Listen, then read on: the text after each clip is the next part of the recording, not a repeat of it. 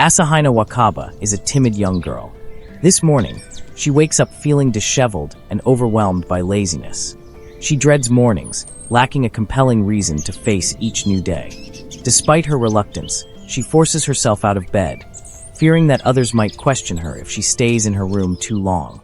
Heading to the bathroom, she turns on the faucet and catches a glimpse of her messy reflection in the mirror.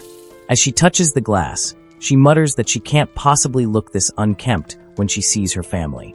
After preparing herself, Asahina steps out of her room.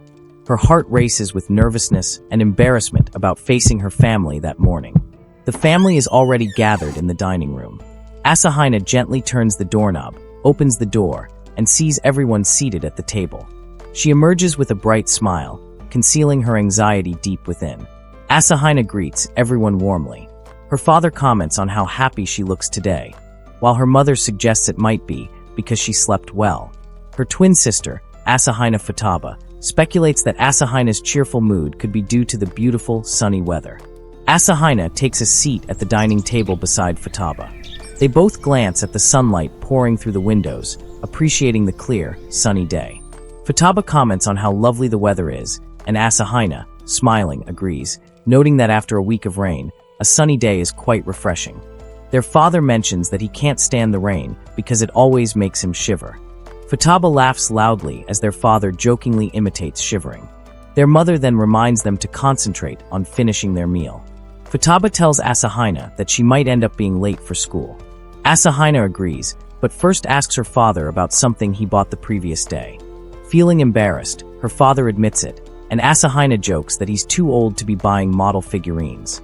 Futaba thinks that even though their parents are in their 40s, their playful behavior hasn't changed much.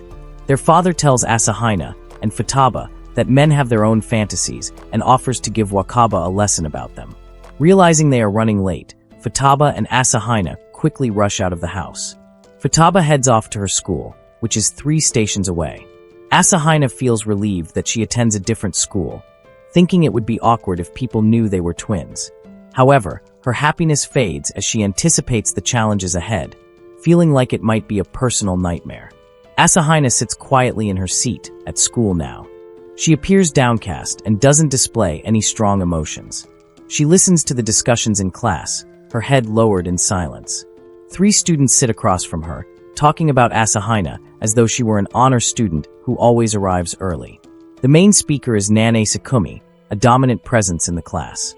Beside her are Shuji Ria and Torai Makimi.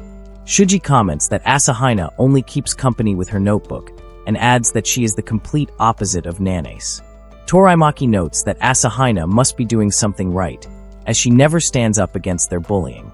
Asahina sits in silence, her head lowered as she endures the relentless bullying from the 3 of them. She can feel the weight of their words pressing down on her, and with every passing moment, the question lingers in her mind. When will this ever end? All she wants is a normal school life, where she can laugh and connect with others without the constant fear of being ridiculed. Yet, over time, she has found herself isolated, with only a handful of friends, and she understands that her own personality plays a significant role in this.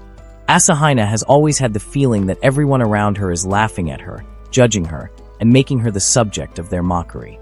In her mind, she once imagined school as a place of joy, a space where she could grow and form meaningful connections. However, the reality has proven to be far from what she had hoped for, and now, all she can do is quietly endure the harshness of her situation, feeling more and more detached from the world around her. Nanace slams her hand on Asahina's desk, making Asahina flinch in fear. Nanace glares sharply at her, and Asahina, feeling intimidated, looks away and apologizes. Nanace then tells her that her gloomy and distant demeanor has upset her. She adds that Asahina's attitude comes across as too arrogant and superior to others, which she finds unpleasant. In an act of anger, Nanace grabs Asahina's hair, causing her pain. The bell rings, signaling the start of break. Asahina grabs her lunch bag and leaves the classroom, her head always lowered. Nanace, Shuji, and Toraimaki watch her from the window. Asahina walks outside to the small area behind the classroom. She sits down and opens her lunchbox, feeling a sense of peace in the quiet surroundings. Despite the chill, she feels a bit better. While opening her lunch, Asahina imagines being at home with her parents and little sister. She realizes she finds no joy in school.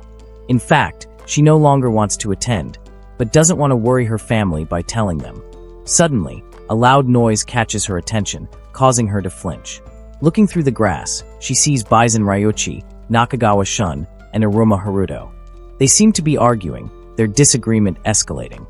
Nakagawa tells Ryuichi to stay calm and advises Haruto not to pick a fight with him without reason. Asahina recognizes them as the Big Three at school.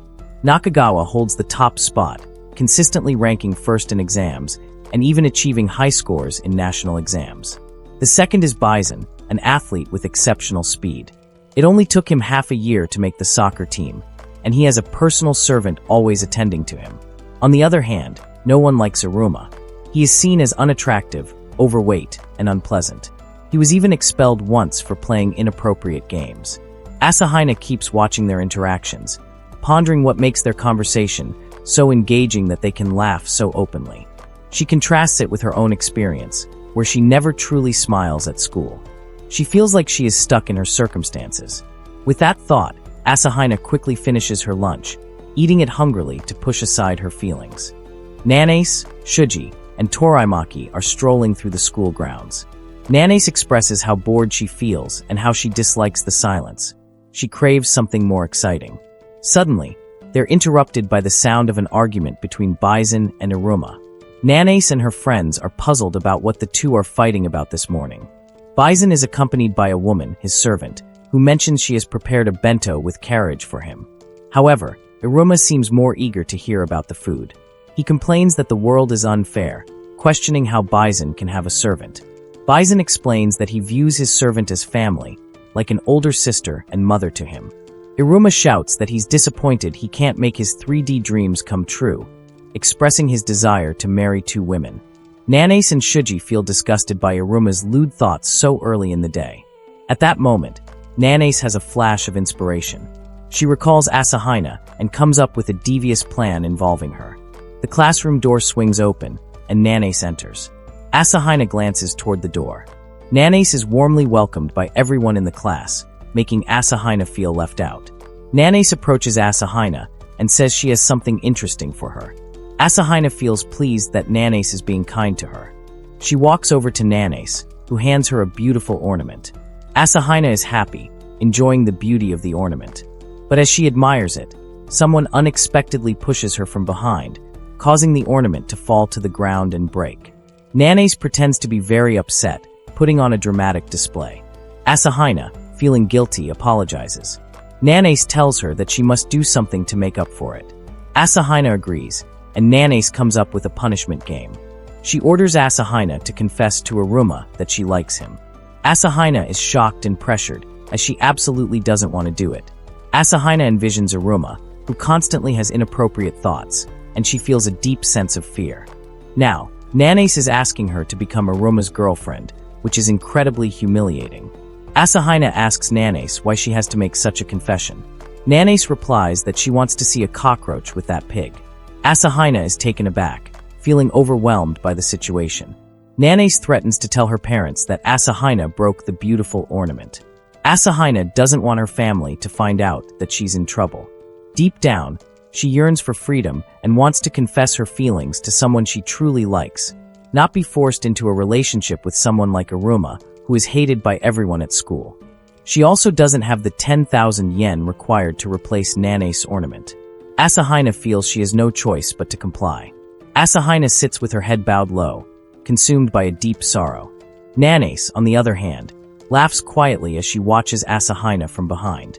Nakagawa enters class 4 and calls out to Iruma, saying that his girlfriend is present. Asahina, feeling incredibly embarrassed, lowers her head, avoiding looking at anything around her. Iruma walks in happily and looks around, asking who Asahina is. Asahina stays seated silently at her desk. Iruma is accompanied by Bison, who senses that something is wrong in the classroom. Nanace is taken aback by Bison's presence with Iruma.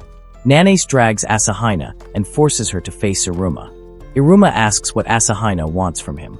Summoning her courage, Asahina pushes herself to make a confession. Nanace tells Iruma that Asahina has secretly liked him all this time. Iruma assumes it's just a joke. Nanace insists that Asahina really likes him. Iruma is taken aback and feels pleased. Asahina takes a deep breath, thinking she can always tell Iruma later that it was just a prank. Though trembling, she quickly clenches her hands and, with a shaky voice, tells Iruma that she likes him. Iruma stands still, clearly stunned. Bison tells Asahina that she deserves someone better than Iruma. He pulls Iruma away, but Iruma struggles and pleads with Asahina to be his girlfriend. Bison then drags Iruma out of the classroom, but Asahina stops them, declaring that she will be Iruma's girlfriend. Iruma is thrilled, overwhelmed with happiness, and celebrates internally. Asahina, on the other hand, grips her skirt tightly, trying to conceal her trembling hands from Iruma. She feels deep guilt for deceiving him. Nanace applauds and congratulates Asahina. Iruma asks if Nanace is a friend of Asahina's, and Nanace lies, saying she is a close friend of Asahina. Bison, still waiting, urges Iruma to return to class. Iruma is about to ask Nanace something, but decides against it, pressured by Bison. Iruma then invites Asahina to walk home with him after school and introduces her to his friends.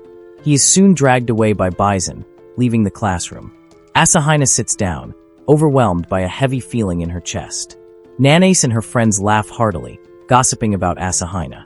Asahina remains silent, holding back all of her emotions. Today Asahina has told a lie. She doesn't want to cause any harm, so she plans to keep up the lie for a while. After school, Asahina meets Iruma, who is in high spirits and eager to introduce her to his friends. Despite the fear inside her, Asahina battles it with all her strength, trying her best not to let anyone down. After Asahina confessed to Iruma, rumors about them quickly spread. When Asahina left the classroom, everyone's eyes were on her. She walked up to Iruma, who introduced her to Nakagawa and Bison. Nakagawa, a childhood friend of Iruma, greeted Asahina with a friendly smile and introduced himself. Bison, Iruma's longtime partner in crime, didn't smile but still introduced himself to her. Asahina introduced herself in return to both Nakagawa and Bison.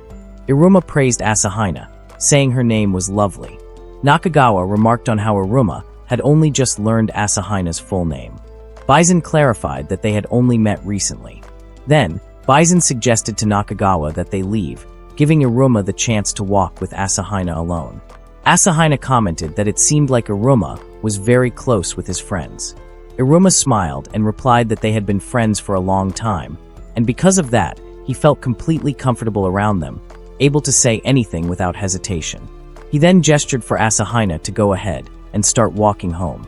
As Asahina began to leave, she took one last glance toward the window of her classroom on the second floor. Through the glass, she saw Nanace, who appeared to be watching her closely. A wave of unease washed over Asahina as she remembered what Nanace had said earlier. That Iruma might try to do something inappropriate, given his dirty thoughts. The weight of Nanace's words lingered in Asahina's mind, and she couldn't help but feel anxious about what might happen next. Asahina feels that Iruma is really trying hard to keep the conversation going between them. He makes an effort to break the ice, but Asahina struggles to answer his questions. Her thoughts are all over the place throughout the walk. She can't help but think that Iruma might see her as a boring girl for not responding more enthusiastically. Iruma mentions that his house is further down the road, so he can walk alone from there. He also asks where Asahina lives. The moment of parting is drawing near, and Asahina feels that the day is soon to end in her mind. However, just before they are about to separate, Iruma asks if she would like to go on a date with him on Saturday. Asahina feels trapped, with no choice but to agree. Saturday arrives. Asahina waits for Iruma at a park. This is her first date with a boy. It should be a meaningful moment in her life, but she feels like she's ruining it because everything is based on a lie. Asahina secretly hopes for heavy rain so that the date would be cancelled. After waiting for 15 minutes, she finally sees Iruma, who is already waiting by a fountain. He waves his hand at her. Everyone around her notices, and Asahina feels extremely embarrassed. Iruma apologizes, mentioning that the weather is too cold for a proper date, but he promises to do his best to make Asahina feel comfortable. Iruma invites Asahina to one of the cinemas nearby. He asks her which movie she would like to watch, and Asahina points to the latest trending film. Iruma quickly buys the tickets and tells Asahina to go inside the theater first to avoid the cold. Asahina feels surprised. She has never been treated this way, except by her family. She starts to feel that Iruma is a kind-hearted guy. They sit side by side in the theater. Asahina remembers that Futaba once shared how she had a bad experience with the trailers for this film. It's been a long time since Asahina watched a movie, so she decides to try her best to enjoy it. She is deeply focused on the scenes unfolding on the screen. Suddenly, Iruma's hand brushes against Asahina's. Asahina gasps, causing a startled reaction from everyone in the room. Iruma, equally shocked, keeps apologizing. Asahina starts to think that it might not have been entirely Iruma's fault. After all, touching hands is a common thing for couples. They resume watching the movie, but once it's over, Asahina quickly gets up from her seat. Iruma follows her from behind. Iruma feels bad for Asahina, realizing that he might have treated her poorly. He sincerely apologizes, explaining that he has no experience with romance.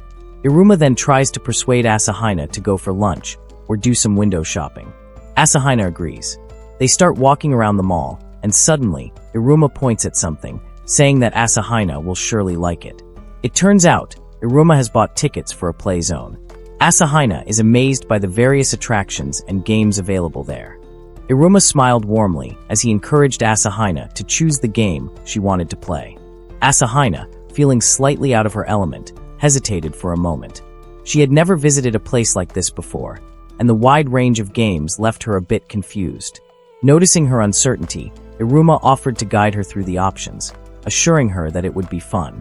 Despite his offer, Asahina insisted on paying for the game tickets herself, wanting to contribute since Iruma had already covered the cost of the movie tickets.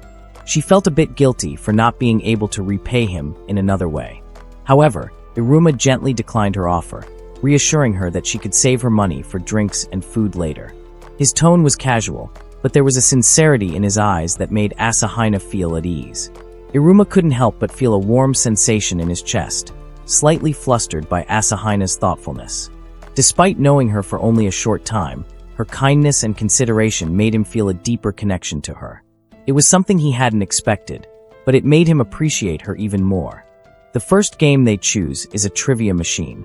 Iruma shows Asahina how it works, explaining that she just needs to touch the screen to select the correct answer for each question. He assures her that it's a perfect game for beginners. Asahina is amazed by the colorful display on the machine and agrees to give it a try.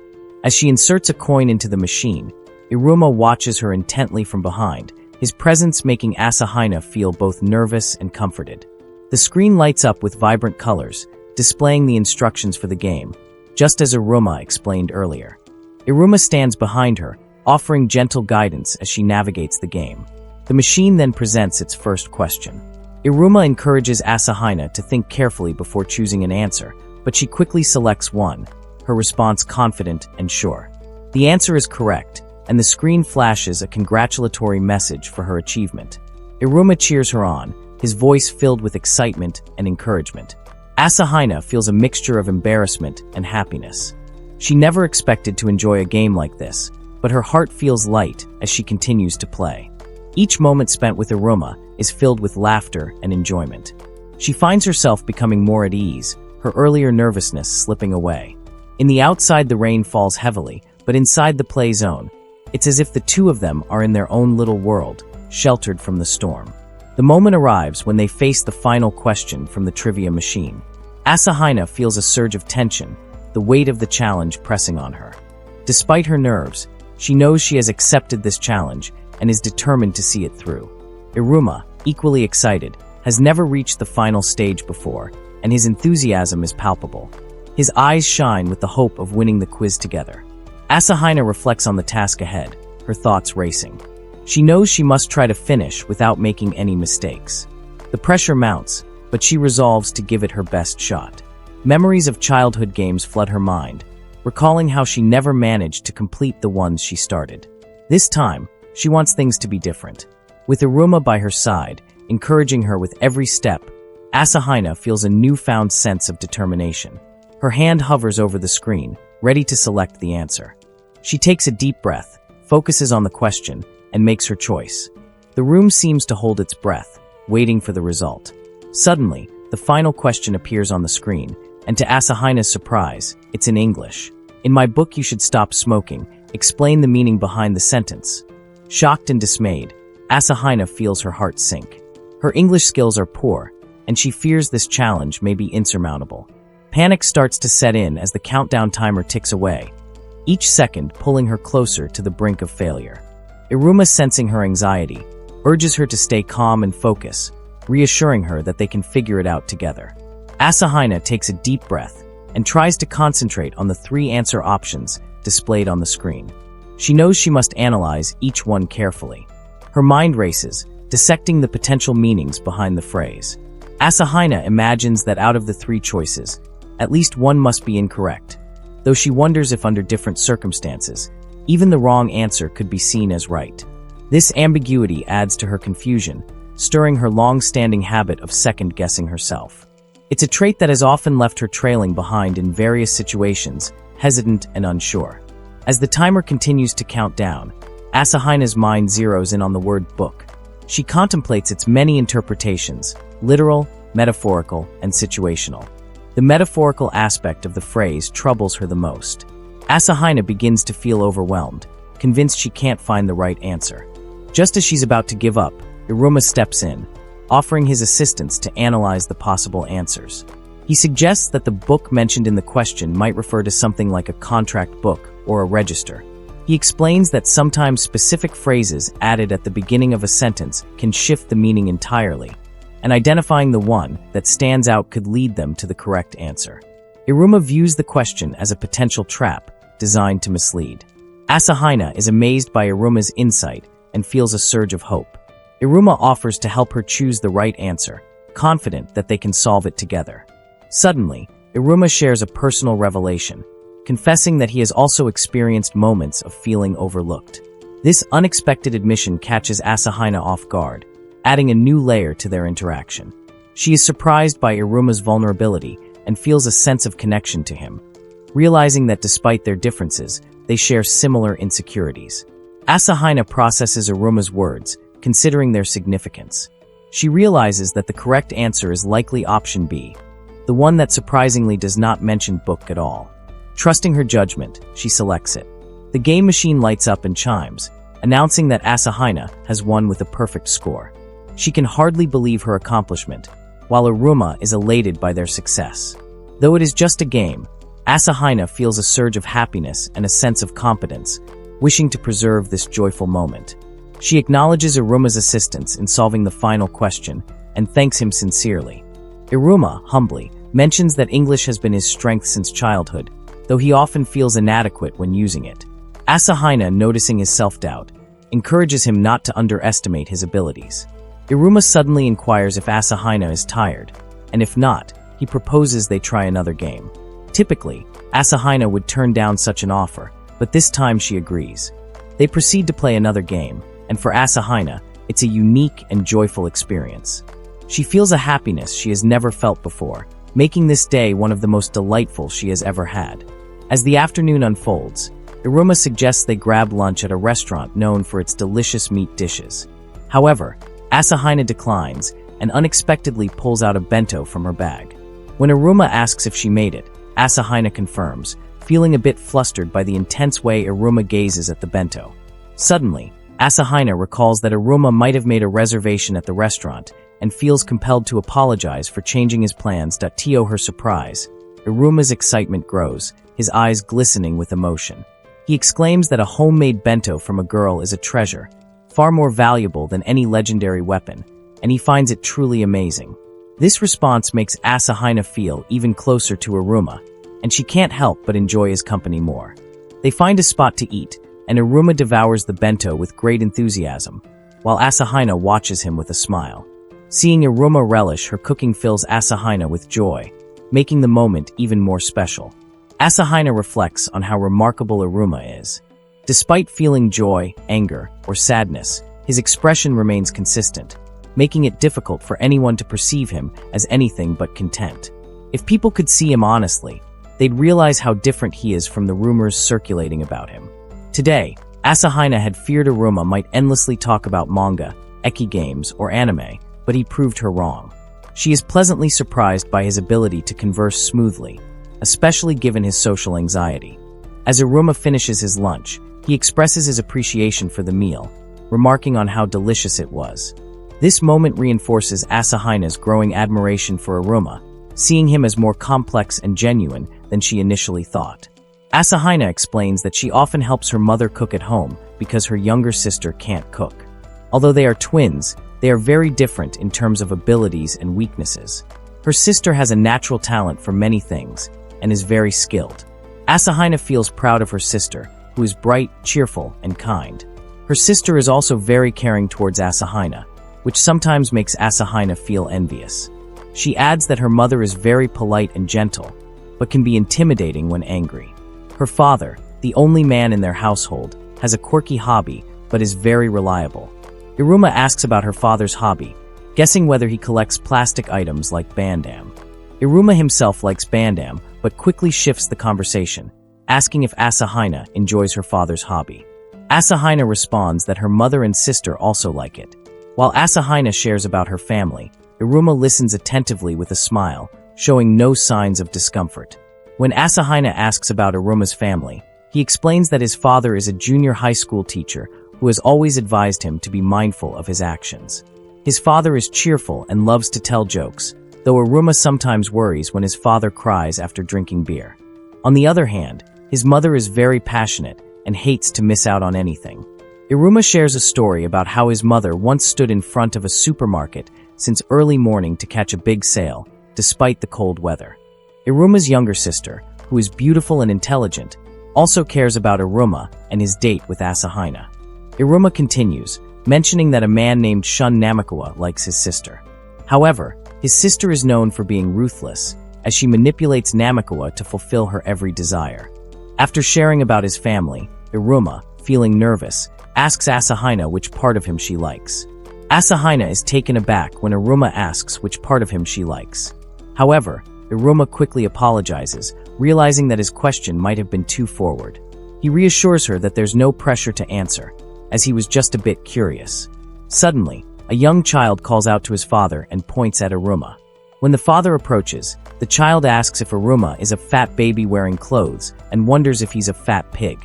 The father apologizes for his child's outburst, but Iruma, unfazed, explains that this isn't the first time something like this has happened and tells the father not to worry.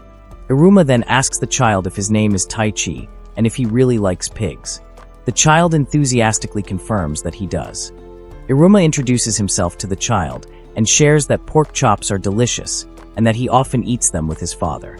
The child becomes curious, and the father apologizes to Asahina before calling his son to hurry up as their movie is about to start. The child excitedly tells Iruma that they are going to watch a movie about penguins, explaining that the film has good ratings and features a group of penguins saving many gods. Iruma asks if the film is about the 8 million gods, mentioning how in Japan, even things like fire, rain, and toilets have their own deities. The child is fascinated by Iruma's knowledge and urges his father to hurry so they can watch the movie. Asahina is left in awe of Iruma, who then asks if they can continue with their lunch. Asahina and Iruma stroll through a park. While walking, Iruma comments that the little boy earlier must be very lively, to which Asahina agrees. She then mentions that Iruma knows a lot of things, especially when he talked about the 8 million gods, and how he didn't hesitate at all. Iruma humbly responds that it was just random trivia he happened to learn because he enjoys reading random facts. Asahina reflects on the movie the boy, Taichi, wanted to watch and how it was filled with sadness, especially the part about gods disappearing when they are forgotten. Asahina wonders aloud, what if she disappeared? Would anyone notice? Iruma suddenly stops walking and tells Asahina that there are many things in the world that can't be seen with the eyes alone. Normally, these things remain hidden, but Iruma believes that they are always by our side, protecting us. Asahina curiously asks if they refers to gods or fairies. Iruma replies that fairies are also a fascinating topic, sharing a Western legend that when a person dies, they are reincarnated as a fairy. Many people can neither see nor hear them, except for a few special individuals. Iruma adds that fairies are similar to Japanese ghosts. He then asks if he could communicate with fairies. Would Asahina believe him? Continuing, Iruma says that earlier in the day, before their date, the fairies told him that Asahina was a beautiful and innocent girl. Asahina is surprised by this, but Iruma quickly admits that he was joking. Asahina, feeling a bit irritated, asks why he lied to her, and if he's lied before. Iruma asks if she feels better now. Asahina, still confused, wonders what he means by that. Iruma explains that he noticed Asahina seemed very sad this morning, and he was worried. He also admits that what happened at the cinema was his fault. Iruma reassures her that he doesn't need to worry anymore.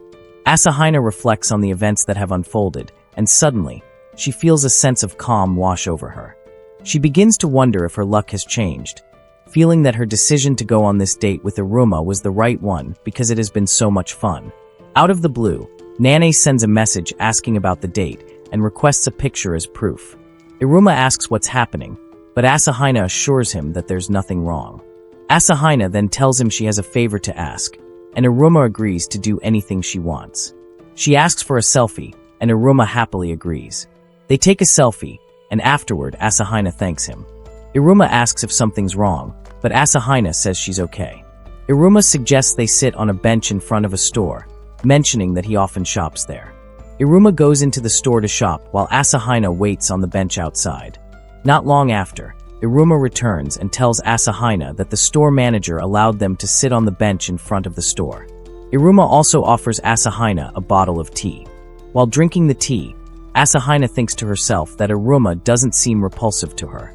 In fact, he actually seems like a kind person, though not to the extent of wanting an extremely intimate relationship with him. Lost in her thoughts, Iruma suddenly looks inside the store, and Asahina asks what's going on. Iruma apologizes and asks if Asahina is feeling better. Asahina replies that she feels fine and asks what Iruma saw. Iruma says it's nothing important. However, someone suddenly walks out from inside the store. Iruma thanks the person, who turns out to be the store manager. The store manager then asks Iruma about the woman beside him, and if she's a good person. Iruma introduces the store manager, Masahiko Aoi, to Asahina. The store manager then asks Asahina if she's Iruma's girlfriend. Asahina feels embarrassed, and the store manager laughs, expressing disbelief that Iruma has a girlfriend. He says that since Iruma now has a girlfriend, maybe he's starting to believe in miracles. The store manager then shows Iruma a toy and asks if he wants to buy it. Iruma says that he's been looking for that toy for a long time. Iruma ends up buying the toy. Asahina asks what Iruma bought, and Iruma explains in great detail about the toy. It's called the AA Warrior, a robot made with SD ratio plastic, a limited edition model that's really difficult to get because it's expensive. The store manager interrupts Iruma and says that if Iruma keeps rambling like that, the woman will start to hate him. Iruma realizes his mistake and admits that he lost control for the second time. He had promised not to mention anything about being an otaku in front of Asahina, and he feels like he wasted his effort earlier. Suddenly, the store manager hands Iruma a toy, a Gunpla with an old-looking Yoshinobu model. The manager tells Iruma that if he gives him 100 yen, he'll give him another one. However, Iruma says the manager probably just wants to clear out his stock, and that he doesn't need the model. The manager then suggests he could give the robot to Iruma's girlfriend. Iruma responds that there's no way he'd give such a toy as a gift to Asahina. Meanwhile, Asahina recalls that her father had once made something similar to that robot.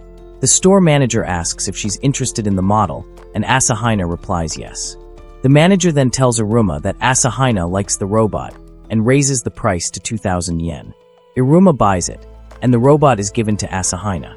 On their way, Iruma apologizes for dragging her into a problem, but Asahina reassures him that it's fine and even says she likes the robot he gave her.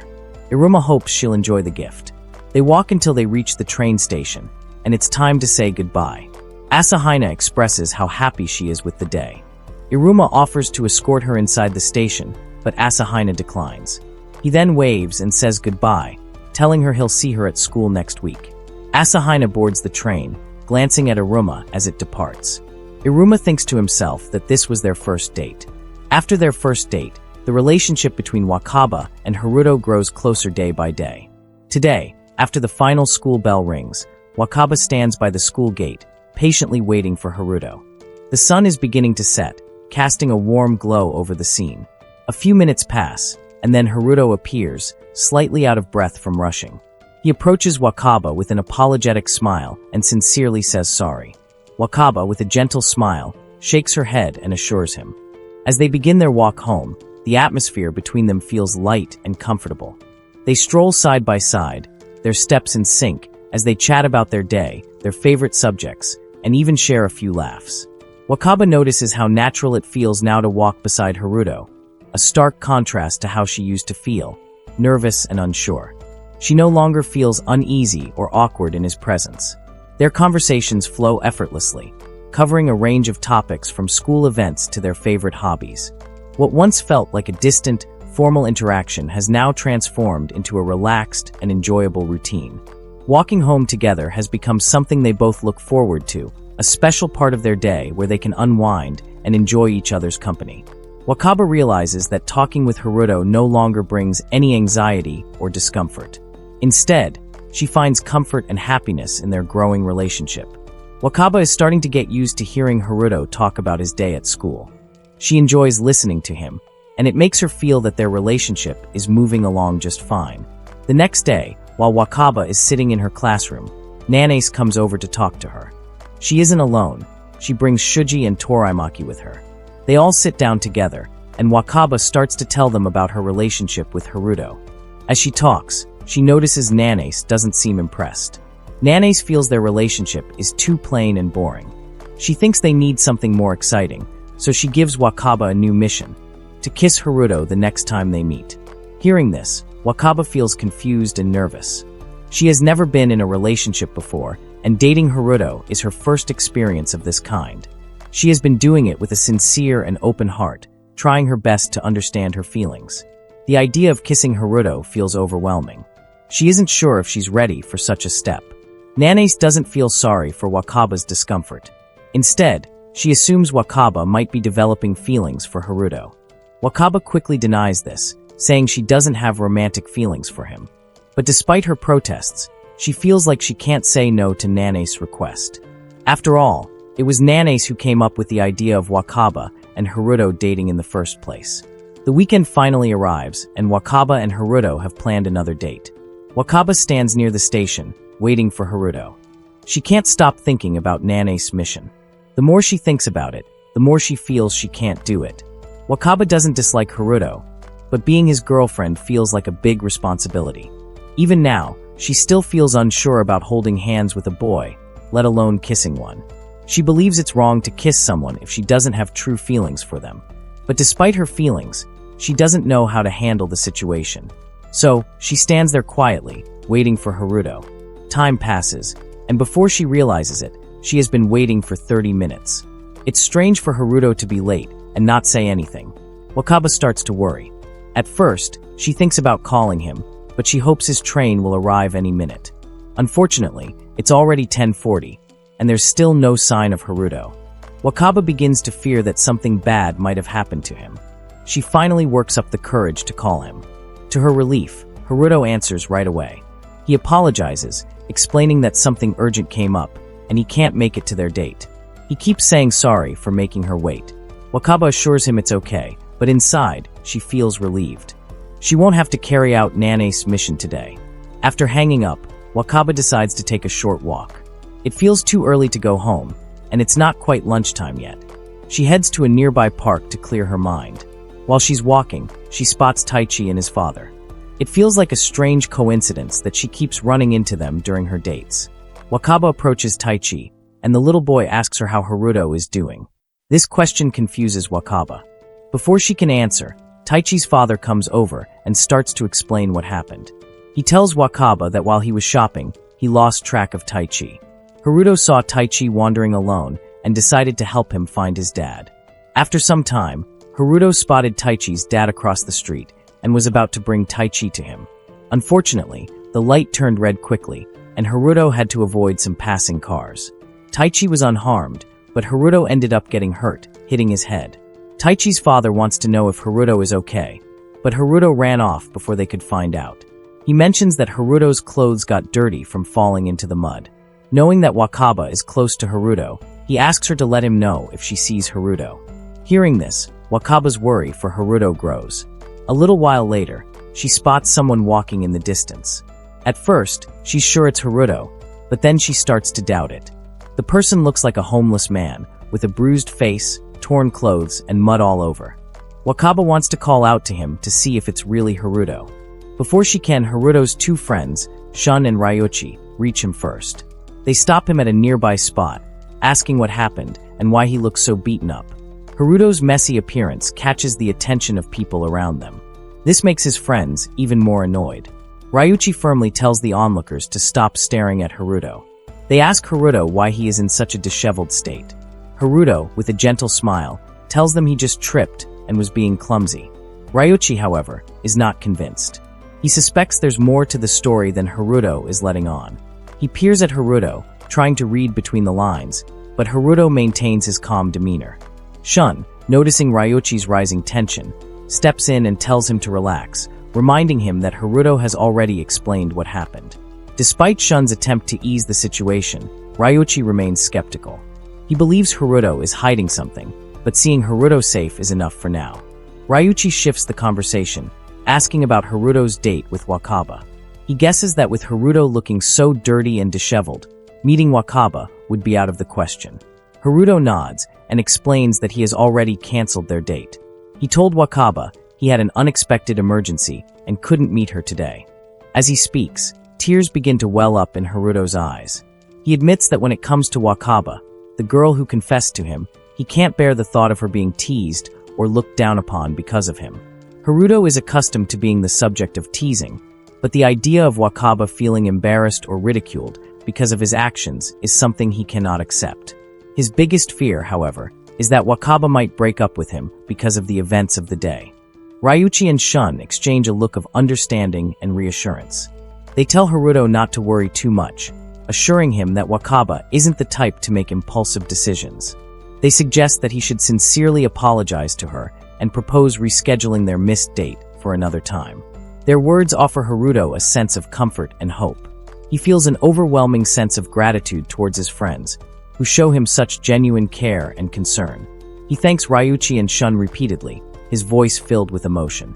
After spending some time talking and reassuring him, the three friends decide to accompany Haruto back home, ensuring he gets there safely. Meanwhile, Wakaba stands in the distance, unnoticed by the boys. She watches the entire scene unfold, her eyes fixed on Haruto and his friends. She listens carefully to their conversation, catching every word they say. Wakaba is deeply moved by Haruto's words and actions. She is surprised by the depth of Haruto's feelings for her. His concern about not wanting to embarrass her leaves her speechless and introspective. The sincerity and warmth in his words touch her heart in a way she didn't expect. As Wakaba continues to observe, she is also struck by the strong bond between Haruto, Ryuichi, and Shun. Their friendship, built on trust and support, is something she finds admirable. Wakaba reflects on her own friendships and realizes she has never experienced such genuine and unconditional support. Watching the three boys interact, she feels a mix of emotions, gratitude, admiration, and a newfound appreciation for Haruto. Their actions remind her of the importance of having people who truly care, and it makes her cherish the connection she has with Haruto even more. After watching the three boys walk away, Wakaba notices a girl nearby, sitting on the ground and crying softly. Moved by concern, she approaches the girl and kneels beside her. Gently, Wakaba asks what's wrong and if something bad has happened. The girl, between her sniffles and tears, explains that her mother had scolded her for not finishing her homework. To make matters worse, some of her classmates had teased her by throwing her school bag into a tree, leaving her helpless and humiliated. Wakaba listens attentively, her heart aching for the girl. Without hesitation, she scans the nearby trees and spots the bag caught on a branch. Determined to help, Wakaba climbs the tree carefully, retrieves the bag, and hands it back to the grateful girl. The girl, wiping her tears, introduces herself as Haruka. She expresses her heartfelt thanks to Wakaba, her voice trembling but filled with relief. Wakaba smiles warmly, happy to have been able to help. They decide to sit on a nearby bench, and as they begin to chat, Wakaba learns more about Haruka. Haruka shares that she has a pet dog named Run, whom she considers more than just a pet. She enthusiastically describes Run as a big brother and her best friend, someone who's always by her side. Haruka's eyes light up as she tells a story about how Run once sneaked into the kitchen and devoured her father's jerky, causing quite a stir at home. The chaos that followed was intense, but Haruka couldn't stay mad at Ren for long. Wakaba laughs at the story, finding it endearing and amusing. However, she notices a sudden change in Haruka's demeanor. The cheerful light in her eyes dims, and she looks downcast. Haruka confesses that the incident with the jerky led to her parents questioning whether they could keep Ren. Her parents are worried about Ren's behavior, and there's been talk about finding him a new home. Haruka's voice quivers as she expresses her fear of losing Ren. She explains that Ren is more than a pet. He's her emotional anchor, and the thought of life without him is almost unbearable. Despite her sadness, Haruka tries to lift her own spirits. She takes a deep breath and tells Wakaba that no matter what happens, she'll always consider Ren her best friend. Even if they're apart, nothing will change the special bond they share. Haruka's resolve to cherish her memories with Ren, regardless of the future, touches Wakaba deeply. She admires Haruka's strength and the love she has for Ren. Haruka then turns the conversation to Wakaba, asking if she has someone or something as special as Ren. It doesn't have to be a pet, Haruka explains, just someone Wakaba treasures deeply, someone she always wants to spend time with. The question catches Wakaba off guard, and she falls into a contemplative silence. She realizes that she doesn't have anyone she feels particularly close to, no one she relies on in the way Haruka relies on Ren. However, unexpectedly, Haruto's image flashes in her mind. Wakaba is startled by this sudden thought. Why would she think of Haruto? They aren't that close. She quickly dismisses the idea, shaking her head slightly as if to clear her thoughts. Yet, the thought of Haruto lingers, making her feel uneasy. Her expression shifts to one of worry, which Haruka notices immediately. Feeling guilty for possibly upsetting Wakaba, Haruka quickly apologizes. She didn't mean to make Wakaba uncomfortable. Wakaba, realizing Haruka's concern, assures her that it's okay. She smiles gently and says she doesn't mind the question, though it has left her feeling a bit introspective. Their conversation is interrupted by the arrival of Ren, Haruka's dog. Haruka's face brightens instantly as she rushes to hug Ren, introducing him to Wakaba with excitement. Wakaba greets Ren with a warm smile, enjoying the sight of Haruka's happiness. However, Haruka soon notices that Ren's collar looks different, and a flicker of worry crosses her face. She expresses concern that her mother might be upset with Ren for some reason. Ren, as if sensing the urgency, tugs gently at Haruka, as though trying to lead her home. Haruka initially seems puzzled, but then remembers her unfinished homework. Realizing the time, she decides it's best to head back home. With a grateful heart, she thanks Wakaba once more for her kindness, promising to return the favor someday. Haruka waves goodbye as she and Ren start running towards home. Wakaba watches them go, a smile lingering on her lips. She feels a sense of satisfaction knowing that Haruka is no longer sad. She doesn't expect anything in return from Haruka, but appreciates the sentiment behind her promise. As Haruka disappears from view, Wakaba sits quietly, reflecting on the day's events. She feels a peculiar warmth in her chest, an inexplicable happiness that seems to bubble up from within. She can't quite identify the reason, but she knows that something about today has left her feeling more alive and connected than before. The next morning, Wakaba wakes up feeling restless, unable to shake off the thoughts that kept her up all night. As she prepares for school, the events of the previous day play on a loop in her mind. Her failed mission, the unexpected encounter with Haruto, and the looming confrontation with Nanace all weigh heavily on her. Wakaba feels a growing sense of dread, knowing she will have to face Nanace and explain why she didn't complete the mission. The thought of Nanace's possible anger makes her stomach churn, and she can't help but feel today is going to be one of the most difficult days she's faced in a long time. Her face reflects her inner turmoil, and despite her efforts to appear composed, the sadness in her eyes is unmistakable. As she walks to school, her mind races, trying to think of how she will explain herself to Nanace. She knows that simply saying the date was cancelled won't be enough, but she can't bring herself to lie about it either. The pressure mounts with each step she takes toward the school gates. She's so lost in thought that she doesn't notice someone calling her name at first. It's only when she hears the voice a second time that she snaps out of her reverie and turns to see Haruto approaching her. Haruto's presence catches her off guard, and both of them are visibly awkward at the unexpected meeting. Haruto quickly steps forward, his face full of regret, and begins to apologize. His voice is earnest as he explains how sorry he is for canceling their date at the last minute. He bows deeply, even going so far as to kneel in front of her, showing just how remorseful he feels. He tells Wakaba that he feels terrible for leaving her waiting in the cold without any explanation and that he's ashamed for not contacting her sooner. Wakaba is surprised by his sincerity and quickly asks him to stand up. She tells him that he doesn't need to apologize so profusely, reassuring him that she understands and doesn't hold it against him. Her words seem to bring a small measure of relief to Haruto, but he still looks troubled. Wakaba finds herself observing him closely, her eyes scanning his face for any signs of distress or lingering pain from the previous day's incident. She notices that he seems to be in better condition physically, but she can't shake the feeling that something is still weighing on him. Gathering her courage, Wakaba asks Haruto why he canceled their date. She expects him to mention the accident, hoping he will trust her enough to confide in her. However, Haruto's response takes her by surprise. He stammers for a moment before telling her that he overslept. The explanation feels off, and Wakaba can tell that he's not being entirely truthful. Despite this, she doesn't press him further, sensing that there's more to his story than he's ready to share. In reality, Haruto is battling his own inner conflict. The events of the previous day have left him shaken. He can't stop thinking about how his actions could have endangered Taichi, and though everything turned out fine, the thought of what could have happened haunts him. Haruto feels a deep sense of guilt and disappointment in himself, fearing that his recklessness might have caused harm. He's relieved that Taichi is safe, but the weight of the near miss is something he's not ready to disclose to Wakaba. The lie about oversleeping is a way to shield himself from confronting the full extent of his feelings and the possibility of worrying Wakaba even more. Haruto's life frustrates Wakaba. She sternly tells him that if he ever lies to her again, she won't forgive him. Seeing Wakaba upset makes Haruto panic. He quickly tries to explain that he didn't lie, but Wakaba remains unconvinced. Eventually, Haruto admits that he hid the fact that he was helping Taichi, which led to the cancellation of their date. Wakaba, understanding the situation but still annoyed, decides to give Haruto a chance to make it up to her.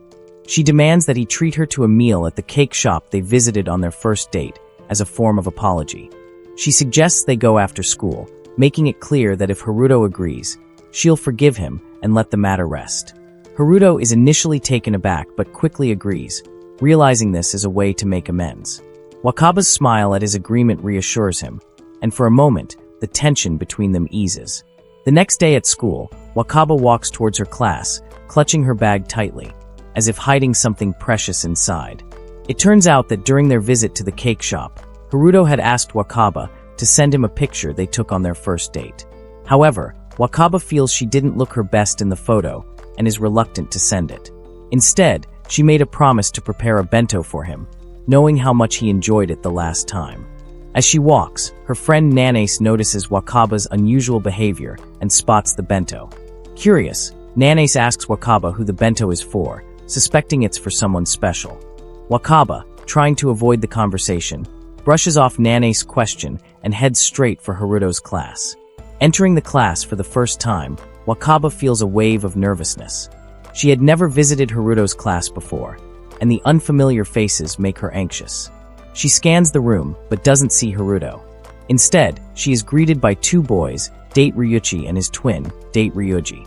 Known as the Date brothers, they have a reputation for being quirky and collecting information about everyone in the school. Their peculiar hobby makes them familiar with almost all the students, not just those in their year. The twins, intrigued by Wakaba's presence, approach her with curiosity. Ryuichi asks why someone as lovely as Wakaba is visiting their class. Wakaba introduces herself politely, explaining that she is from Class 4 and is there to meet Haruto. However, before she can finish, the Date brothers enthusiastically interrupt, claiming that they already know all about her from Haruto. Ryuji adds that Haruto talks about her all the time, mentioning how pretty, kind, and fun she is to be around. Wakaba, caught off guard by their familiarity with her, blushes slightly. She hadn't expected Haruto to speak of her so fondly to others. The brothers continue, expressing their opinion that Haruto is incredibly lucky to have someone like Wakaba in his life. Although Wakaba feels slightly uncomfortable with their comments, she can't help but feel flattered. Wakaba asks if Haruto is in the class, hoping to steer the conversation back to her reason for visiting. Instead of answering directly, the twins take the opportunity to share their thoughts on Haruto. They describe him as an intriguing person, despite his sometimes foolish demeanor, and mention his fascination with the 2D world, hinting at his love for anime and games. Ryuichi remarks that it's rare to find someone as open and honest as Haruto, while Ryuji agrees, saying it wouldn't hurt if he were more engaged with the real world. They suggest that Wakaba might help Haruto see the beauty of the 3D world. Their comments make Wakaba wonder how much Haruto has shared about his interests and thoughts. Despite feeling a bit overwhelmed by the twins' energetic banter, Wakaba appreciates their insight into Haruto's character. The conversation gives her a deeper understanding of Haruto, making her realize there's more to him than she initially thought. As the twins continue their chatter, she finds herself growing more curious about Haruto's world and the reasons behind his unique perspective. Ryuji also says that Haruto sometimes thinks maturely. They recall an incident a while ago when there was a fight in the class. Afterward, Haruto stepped in as a mediator to resolve the conflict. Unfortunately, instead of calming down, the others ended up punching Haruto in the face. Strangely, Haruto didn't get angry. Instead, he suggested that they all play a game together. His classmates, knowing Haruto's passion for the 2D world, ignored his suggestion, thinking it was typical of him. Hearing this story from the Date brothers surprises Wakaba. She hadn't expected Haruto to act so maturely, even if his methods seemed unconventional. The twins then request Wakaba to take care of Haruto. With a smile, Wakaba reassures them that she will do her best. In the midst of their conversation, Haruto arrives. He excitedly explains that one reason he plays games is to make Wakaba happy, especially since the game he is currently playing is a romance game. Wakaba smiles, though a bit confused by the situation. She finds Haruto's reasoning both amusing and endearing. Soon after, Yuko and Kanami, two of their classmates, join them. Yuko teases Haruto, suggesting that in real life, Haruto would probably be too nervous to kiss Wakaba properly.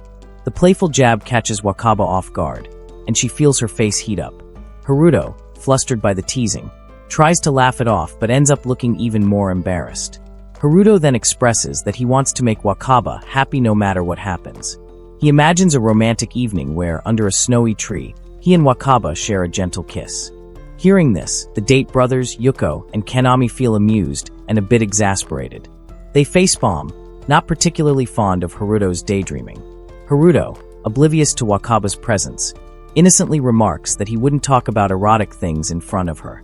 As Ryuichi and Shun enter the room, Wakaba waves at them, signaling her presence. Shun and Ryuichi are visibly shocked to see Wakaba there. Their panicked expressions make Haruto sense that something is off. He turns around, utterly surprised to see Wakaba. His legs go weak with embarrassment, and his friends try to console him. Some even offer to take over Haruto's class duties. This gesture leaves Wakaba silent for a moment. Shun approaches Wakaba, attempting to explain that Haruto has a unique way of thinking. Meanwhile, Haruto's two female friends apologize to Wakaba, admitting they didn't know she was Haruto's girlfriend and for making him talk about such things. However, Wakaba assures them that she doesn't mind. She's more surprised by how much Haruto is loved by his friends. Shun elaborates that not everyone likes Haruto, but he always manages to make his friends laugh, which is why he's so cherished in their class. Even though some people don't like him, Haruto is unbothered by it. Wakaba understands, knowing it's impossible to please everyone. Though slightly taken aback, she keeps her composure. Haruto then approaches Wakaba, earnestly apologizing for her having to hear his inappropriate comments.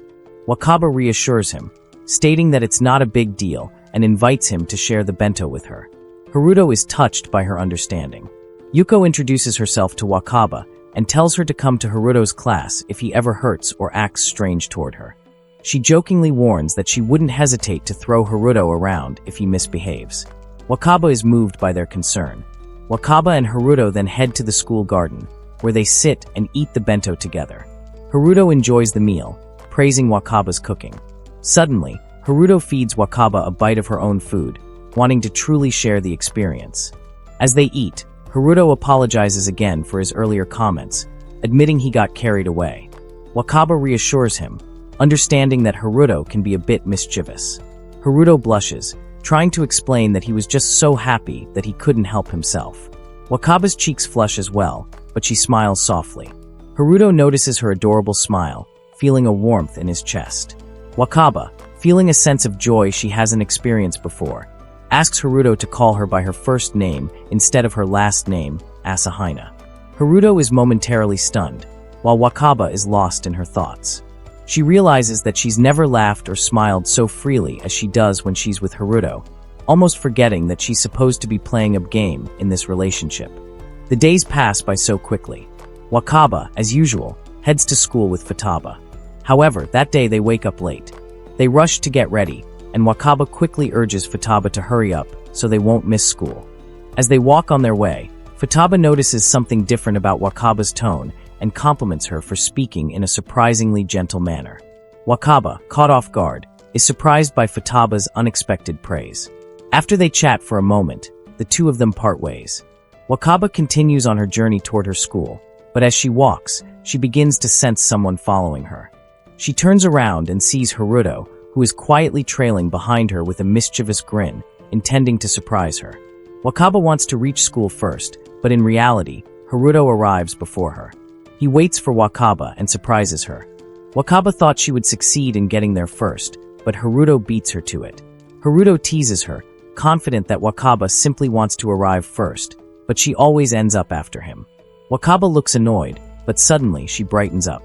It has been a week since they started calling each other by their first names. At first, it was embarrassing and difficult, but now it's a different story. The awkwardness Wakaba initially felt around Haruto is gone, though she still sometimes feels shy. A warm feeling rises from her heart to her cheeks. This is the feeling Wakaba wants to experience. She doesn't quite understand herself, but she enjoys these ordinary conversations. Seeing Haruto's smiling face makes her happy. Wakaba can confidently say that the days she spends with Haruto are exciting and fun. During lunch break, Haruto and Wakaba eat together as usual. Wakaba's friends are envious that she gets to eat with her boyfriend. Seeing this, Wakaba can only smile. However, Nanace is different. In class, Nanace approaches Wakaba. She feels that Wakaba is no longer playing around with her feelings for Haruto. Nanace even knows that Wakaba brings lunch to eat with Haruto. Wakaba looks annoyed with Nanace, especially when Nanace refers to Haruto as manju, a type of Japanese steamed bun. Despite this, Wakaba can't do anything. She just clenches her fists in silence. After Nanace leaves, Yajima arrives. He is Wakaba's classmate, but they rarely interact. He keeps his distance from Nanace's group and has never been involved with Wakaba before. Slowly, he asks Wakaba if she can endure dating someone she doesn't like. It turns out Yajima disapproves of this game, but he can't do anything for Wakaba because of Nanace and her friends.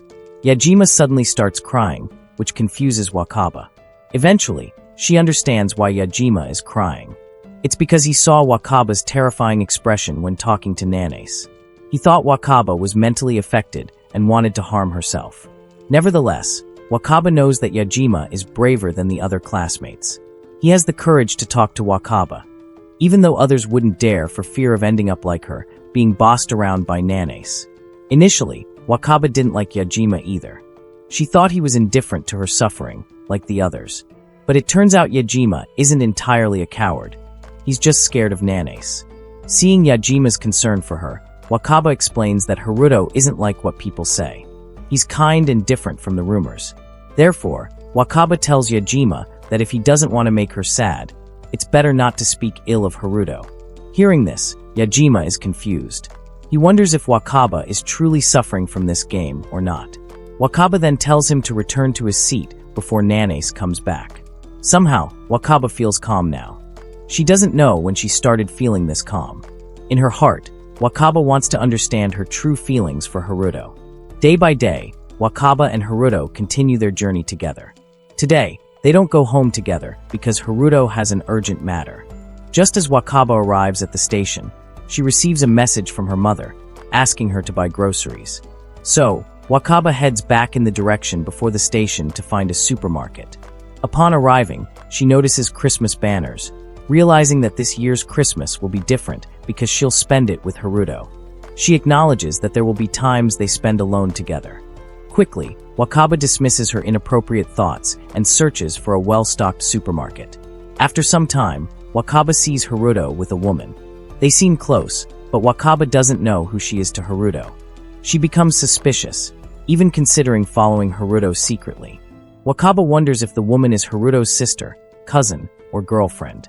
If she's Haruto's girlfriend, Wakaba thinks Haruto only accepted her out of pity. Instantly, Wakaba feels sad but continues to follow Haruto and the woman discreetly. Eventually, Wakaba trips, revealing her presence to Haruto. He asks why she's there, and Wakaba explains that her mother sent her to buy groceries. The woman then asks Haruto who Wakaba is. Haruto, nervous and unsure of how to answer, clearly states that Wakaba is his girlfriend. Hearing this, the woman is delighted. It turns out she is Haruto's mother. Wakaba is shocked, unable to believe that she is meeting Haruto's mother. Haruto's mother is thrilled to know that her son has a beautiful and cute girlfriend. She couldn't believe her son, who seemed uninterested in real girls, finally has a girlfriend who isn't from a 2D world. Haruto's mother introduces herself as Natsuki Iruma. Knowing that Wakaba is grocery shopping, she asks Haruto to accompany Wakaba. Haruto is happy to hear this, but his mother has a lot of groceries. As a result, Haruto's mother carries all her groceries by herself and allows Haruto to help Wakaba shop. She even permits Haruto to stay out late if he wants. Hearing this, Haruto feels embarrassed and quickly tells Wakaba to start walking, following her. Wakaba feels guilty for troubling Haruto, but Haruto doesn't mind at all. He's delighted to be with Wakaba. Suddenly, Wakaba falls silent, thinking about something. Once again, she learns more about Haruto. Wakaba is happy because, in moments like these, they really look like a couple. After they finish shopping, Haruto offers Wakaba a cup of tea before heading home. However, Wakaba suggests going to their favorite cake shop instead. They agree and head there together. Upon arriving, Wakaba is surprised to see Futaba at the same cake shop. Futaba is equally surprised to see Wakaba there, and even more so when she notices Haruto with Wakaba. Futaba innocently remarks that Wakaba rarely brings friends along.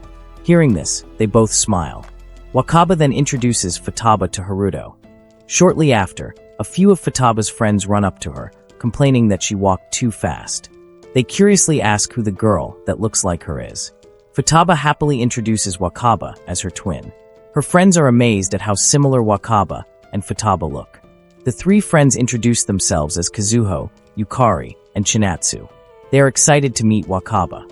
However, Kazuho and Yukari's attention quickly shifts to Haruto.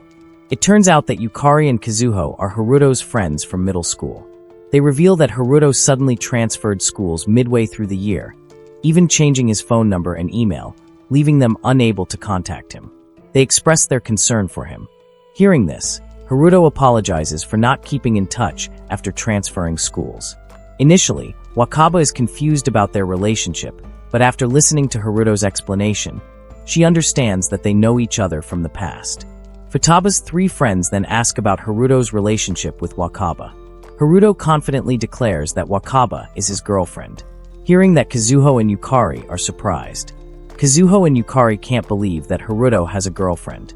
They also notice how much Haruto has changed since middle school, and they are genuinely happy for him. After the introductions, they all enter the cake shop. Wakaba sits with Kazuho and Yukari and starts asking about Haruto's past. With some sadness, they explain that Haruto used to be a gloomy, shy, and quiet boy. Hearing this, Wakaba is shocked, as she never expected Haruto to have such a personality. Yukari adds that Haruto was frequently bullied by other classmates, and that Namikawa often protected him. Fortunately, the bullying gradually stopped, and Haruto worked on improving himself. However, one thing that didn't change is his shyness. Kazuho shares that she and Yukari used to help Haruto with his homework. Although he struggled with most subjects, he was good at English because his father was an English teacher. Kazuho also mentions that Haruto didn't have a mother, which surprises Wakaba. She wonders who Natsuki Iruma, who claimed to be his mother, really is. Wakaba finds herself deeply curious about Haruto's family and past. Kazuho explains that Haruto struggled with school because he had to manage all the household chores himself. They knew Haruto lived alone with his father. During his second year of middle school, Haruto fell down the stairs. Although he didn't break any bones, he hit his head hard and was taken to the hospital. His father, who wasn't home at the time, rushed to the hospital but was tragically hit by a truck and died. This story leaves Wakaba in shock. She can't imagine how Haruto must have felt during that time. She realizes that Haruto never talks about his past or his family, except when he mentions his father in the past tense. After his father's death, Haruto quietly transferred to another school without informing his friends. Despite this, Kazuho and Yukari are relieved to see Haruto happy now. They are thankful to Wakaba for being a part of Haruto's happiness. Wakaba, however, feels like she hasn't done anything special for Haruto's happiness. She reflects on how she had asked about his family without knowing his tragic past. Wakaba is now aware of how deeply she admires Haruto. She didn't expect to feel this way. She becomes speechless and covers her mouth, overwhelmed. Kazuho and Yukari worry, thinking Wakaba might be feeling unwell since she's sweating. Futaba, noticing this, rushes over, concerned that Kazuho might have said something hurtful. Haruto also comes over and suggests that they head home, canceling their tea plans. On the way home, Wakaba feels guilty, thinking she hasn't been attentive to Haruto's feelings. Haruto apologizes first, feeling bad that Wakaba had to learn about his past from someone else. He hadn't shared his story because he didn't want to burden her. Wakaba apologizes for always talking about herself and admits that she's not good at reading situations. She finally understands why she was bullied, her lack of awareness. Haruto reassures her, saying it's all in the past, and he doesn't hold anything against her. He suggests that Wakaba make him a fun bento with snacks to cheer him up. Wakaba, staring at Haruto, feels a connection, seeing a reflection of herself in his relationship with his father. During their walk, Haruto opens up about how he enjoys hearing Wakaba talk about her family. It makes him happy. He encourages Wakaba to learn to be more relaxed like his mother. This makes Wakaba smile a little. Haruto then talks about his mother. She is his biological mother, but they were separated for several years. Until 2 years ago, Haruto believed his mother had passed away, but he reunited with her and his younger sister Mafuyu. Haruto explains that his mother, Natsuki, originally belonged to the prestigious Bison family. Disliking the strict upbringing, she ran away and met Haruto's father. However, their happiness was short-lived. Haruto's father was tricked and ended up in debt. The Bison family paid off the debt, but on the condition that Natsuki leave Haruto and his father and marry her fiancé. After Haruto's father's death, Mafuyu approached Haruto, revealing that their mother was still alive, leading to their reunion. Haruto shares that his father taught him many useful things, including English. This reminds Wakaba of Haruto's dream, which he hasn't shared yet. She asks if it's related to his English skills, but Haruto shyly reveals that his main dream is to get married and have a family. He wants his mother to take care of their child, showing her that he's happy thanks to both his parents. Haruto realizes that his dream is simple, but he still has his own fear of being called a mothercon. Hearing that, Wakaba quickly says that it is a beautiful dream and that she wants to support him. However, Wakaba suddenly remembers their conversation from a few days ago, the one about her wanting to help make Haruto's wish come true. Her face turns red, but she tries to hide her thoughts. They continue their journey home, becoming closer along the way. Wakaba realizes that she has been given the chance to know Haruto more deeply. She also knows that Haruto enjoys laughing and can be a bit perverted, but he has the strength to laugh at the things that bother him and can make others laugh as well. He is a good person in these two aspects, shining like the sun. Now, Wakaba truly understands her own feelings. She finally knows that she is in love with Haruto. Haruto thanks her for the day, though Wakaba feels she has not done anything. Even so, Haruto wants to express his gratitude.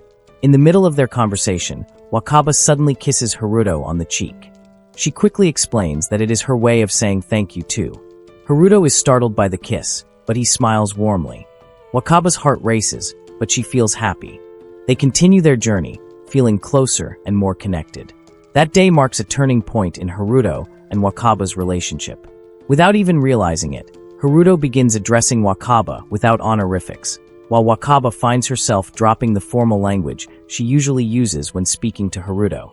Their newfound closeness feels natural and comfortable, as though they have always been meant to be this way. They appear perfectly in sync, sharing smiles and laughter with ease. For Wakaba, every moment spent with Haruto becomes a treasure, a memory she wishes to hold on to forever. She longs to be by his side always, feeling as though her world has shifted into a new, more beautiful reality. As they walk together, hand in hand, they discuss their plans for their next date. Wakaba mentions wanting to play crane games, her eyes lighting up with excitement at the thought. Haruto, ever eager to please her, promises to win something special and give it to her as a gift.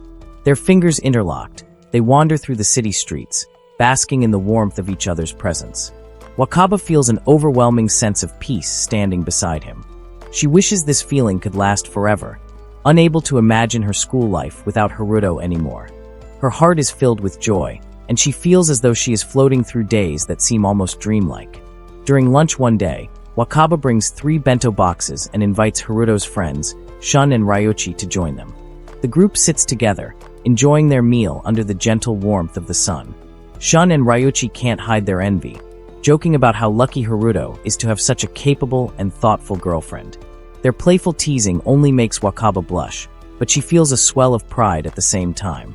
The conversation shifts to Haruto's recent birthday, and he expresses his gratitude for the thoughtful gifts his friends have given him. Shun and Ryochi beam at Haruto's happiness, feeling pleased that their efforts have been appreciated. However, Wakaba's smile falters. She is slightly annoyed because Haruto hasn't told her about his birthday beforehand. When she asks why he hasn't mentioned it, Haruto sheepishly admits that he doesn't want to seem like he is fishing for gifts. Wakaba's frustration, however, isn't about the gift. She wants to celebrate his birthday and make it special for him. Haruto, sensing her disappointment, quickly assures her that she has already given him the most precious gift, her love.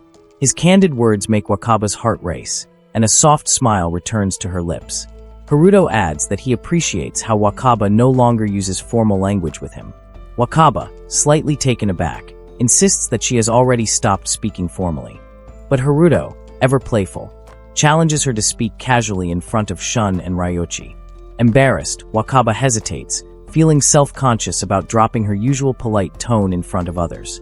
Seeing her flustered expression, Haruto can't help but tease her further, saying that he loves her even more when she is shy.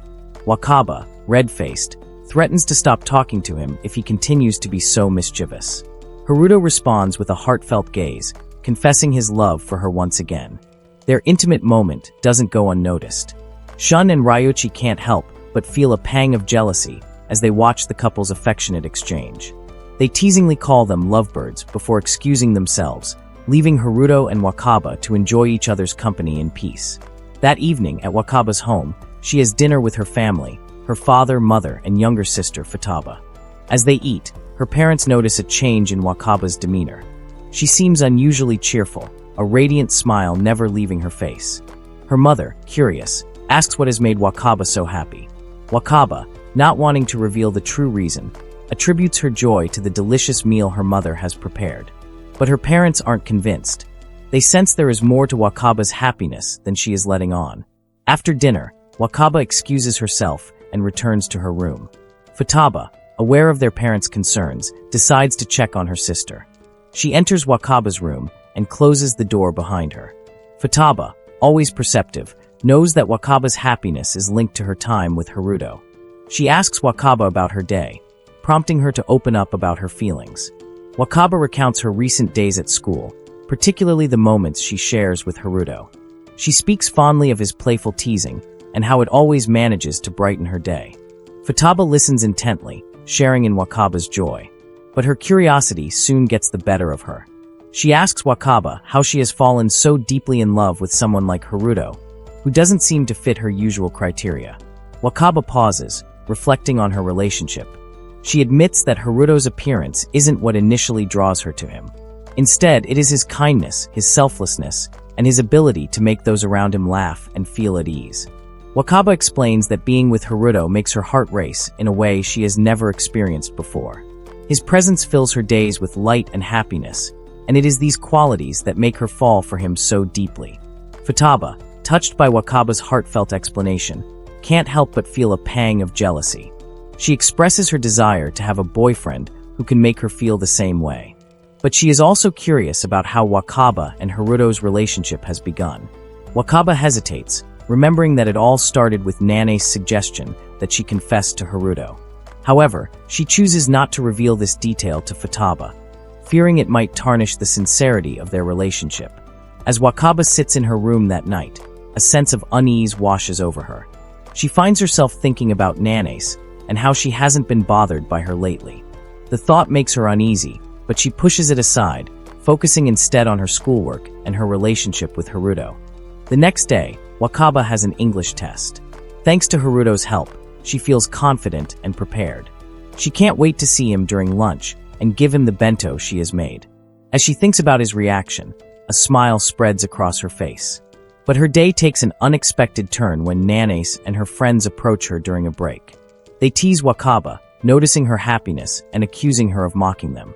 Wakaba, trying to maintain her composure, explains that she is simply thinking about Haruto. But Nanace doesn't believe her and grows angry, lashing out at Wakaba. Yajima, observing the scene from a distance, feels sorry for Wakaba but is hesitant to intervene. After berating Wakaba, Nanace and her friends walk away, leaving Wakaba feeling unsettled. Despite the encounter, a message from Haruto soon lifts her spirits, reminding her of the happiness she feels when she is with him. Yet, a lingering sense of unease remains. As the lunch bell rings, Wakaba eagerly makes her way to Haruto's classroom, only to find it empty except for Ryochi. He greets her with a mischievous grin, mentioning that he has told Haruto she won't be coming to lunch. Confused and worried, Wakaba asks what he means. Ryochi, with a knowing look, suggests they talk privately and leads her to the rooftop. His cryptic remarks about a game leave Wakaba anxious and unsure of what he knows. As they climb the stairs, Wakaba's mind races, trying to anticipate what Ryochi will say. Her heart pounds in her chest as she prepares to face the unexpected. Wakaba is called onto the rooftop by Ryochi. Amidst the noise of the students chatting, her heart is pounding. Her steps are heavy as she climbs each step towards the rooftop. Her breath is ragged, her trembling hands are holding the railing. Did she really forget something so important? The reason why she started going out with Haruto. The image of the shattered compact mirror appears in her mind, along with the 3 students in class who always bully her. No, Wakaba didn't forget. She actually does remember it. She has an understanding of it all, in some corner of her heart. But she wants to believe that it is all a lie, because the days she spent with Haruto were full of happiness. She can feel it from the bottom of her heart, that she doesn't want to lose all of it, no matter what. Clinging onto Haruto like a real girlfriend would, and stringing his innocent, happy self along, even as she is deceiving him, the person who she loves so much all this time. Without her realizing, now the rooftop door is right in front of her. Her hands are still shaking as she reaches for the doorknob and holds it. She knows that she is in the wrong, that everything that's happened is her fault. But at this point, no matter how much she regrets it, it's never going to be enough. Because the sins of her past have finally caught up to her. She turns the doorknob and opens the door. A strong wind blows against her face, blowing her hair away. The bright sky greets her, making her close her eyes. Ryuchi leans against the rooftop fence made of wire mesh. He glances at Wakaba with a sharp gaze, as if he doesn't like what he sees. Ryuchi turns around to face Wakaba. He apologizes to Wakaba for calling her up to the rooftop when it's cold outside. Wakaba seems agitated, as if she wants to explain something, but Ryuchi is in control of the conversation. He says that he'll just get straight to the point. He asks Wakaba if a game consisting of preparing a fake confession with Haruto as a target, and then later revealing it to him, to completely break down his pride really exists. Wakaba lowers her head, gripping her skirt tightly, and then nods slightly. Ryuchi then asks if she is part of the game. Wakaba gasps, her body shaking violently as she admits that she is involved. Knowing this very messy truth, Ryuchi lets out a heavy sigh and scratches his head. His eyes are closed, his forehead is furrowed, implying how he hates the situation. Wakaba is still looking down, trembling. There is no reason to hide anything anymore, so Wakaba tells Ryuchi everything. About how she became the target of bullying among her classmates after entering the school. About how she broke the compact mirror and was forced into participating in this punishment game. About how, because of that, she deceives everyone, even Haruto. Ryuchi seems to not really care about Wakaba's explanation. He tells Wakaba to stop screwing around with him.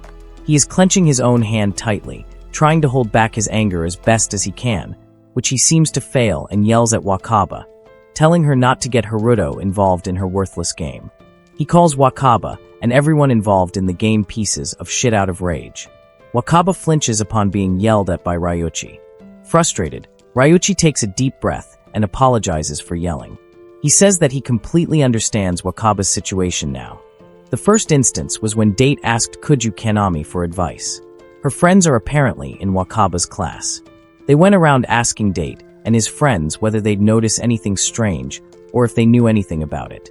As they were thinking about it, the rumor of the game came to light. The first time Ryuichi heard about it, he never expected Wakaba to be involved in it as well. But during break time earlier, he had some business in one of the classrooms, so he was crossing through the back of the school building when he heard Nanace and some other chicks' voices. She told him that Wakaba was the one behind it all, that she even came up with the whole plan. The proof being that Wakaba seemed to be having so much fun dating Haruto. Wakaba, who is slandered by her bully, tries to defend herself and says that it is not true. Ryuichi has to question the information given to him by some unknown chick. But he figured that what she told him would explain Wakaba's actions as well. No matter how you look at it, a girl like Wakaba who's good at taking care of people, confessing to someone like Haruto, who's probably the least popular with girls, is definitely suspicious. Now that he thinks about it, there was something wrong with the atmosphere of Class 4 back then. As if angry with himself, he shouts that if it was Shun who had been there at the time, he would have noticed it way sooner. However, Ryuichi feels what Wakaba is saying is probably true as well. He thinks even he can understand that the way Wakaba has been acting until now resembles him a lot, the way he was when he first met Haruto. Even so, it doesn't change the fact that Wakaba deceived him. Wakaba agrees. The reality of her deceiving Haruto, the person she loves dearly, won't change. It won't disappear just like that. A boy who was cheerful, kind and listened to every whim of her with a smile on his face, he'll be gone. Panicking because she realizes that Haruto will be deeply hurt if he finds out the truth, Wakaba begs Ryuichi not to tell Haruto. Ryuichi snaps and exclaims loudly that there is no way he can tell him while he knows that Haruto is really in love with Wakaba. After dates, after finishing his lunch during break, Haruto would talk about how wonderful and kind Wakaba was, so much so that it was starting to get really annoying. Ryuichi doesn't know what they were, but Haruto even said that Wakaba would make his dream come true. Haruto said that with his usual side, who's always happy and in high spirits. Wakaba is unable to talk. She knows right away what dream Haruto was talking about. She covers her mouth, still trembling and shivering. Ryuichi apologizes for not being able to keep his cool completely since Wakaba is also a victim. But since he now knows the truth, it's time to put an end to this shitty, rotten excuse of a game. In a menacing tone of voice, Ryuichi says he'll make everyone who made Haruto go through this have a taste of hell. He doesn't care if he gets expelled from school. He'll also submit a notice of his leave from the soccer club as well. For Ryuichi, those rotten geezers like his dad and grandfather really messed up Haruto's family's fate. After all this is over, he'll take over the family business. His relatives won't ever go near them again, and he won't let them. From the beginning, he feels like someone like him was never meant to be a part of Haruto's and Shun's life. It was a good opportunity, only for a short while, but he was able to enjoy his school life, and this is enough for him. Ryuichi says he has no intention of doing or saying anything more to Wakaba. He just tells her to keep acting around Haruto like she normally does. But if she ever tells him about this and still decides to go out with him, then Wakaba is breaking down even before Ryuichi completes his sentence. That's impossible. There is no way she can do it. She won't be able to smile in front of him anymore. And Haruto would definitely get worried seeing her like that, but she can't tell him the reason no matter what. So, she'll have to lie to him, and it'll become a never-ending cycle of deceiving him. Wakaba realizes that this is her punishment, the most effective one for her. Buried by the thoughts of the never-ending deceiving cycle, Wakaba is trembling even more. Ryuichi definitely knows what he is doing. He sees how Wakaba is trembling just from him pressuring her a bit. They both know that this is impossible, therefore, Ryuichi tells Wakaba to not come near them, and near Haruto ever again. He'll have her remain with Haruto until the game ends, for sure, as a punishment game from him. Wakaba realizes she made a mistake again. She always realizes it only after it's too late. She'll only ever be able to cause Haruto and the people around him nothing but trouble. Ryuichi tells Wakaba to not stop him, since he's not killing them or sending them to the hospital. He threatens her that if she tries speaking about this to someone else, he won't show any mercy even if it's her, and she'll never get to meet Haruto again. Ryuichi is walking towards the door, and when he's right next to Wakaba, he lets her know that he hates lies. He also reminds her that she took part in something of this degree, so she carries a part of the blame for it as well. Ryuichi finally leaves, and Wakaba breaks down even more. The thing she fears the most is now really happening. She stumbles, staggers, then falls onto the floor. In the end, she only values herself. She's more afraid of hurting herself than hurting others. Even now, she wishes from the bottom of her heart that Haruto doesn't come to hate her. It's taking everything she has to not scream from the top of her lungs when she thinks about how she can never see Haruto's smile again. She's different from Haruto, who's like the sun. She's like a rain cloud, melancholy and gloomy. Losing her mind, Wakaba starts to laugh, then crying her eyes out. It is no use anymore. It is all over now. Tears are dripping down. She screams in pain, apologizing to Haruto. And without her knowing, Haruto is also there on the rooftop. He has been listening to everything from the beginning. And now he's also crying hard, in silence, and can't believe the situation they are in. Wakaba is walking down the stairs. Her body is trembling after Ryuichi confronts her about the game. Next to the stairs, she sees Kuju Kanami and Yajima Ruri from her class. Seems like Yajima has something bothering her. Her childlike figure is complaining of how much of a worrywart Kanami is.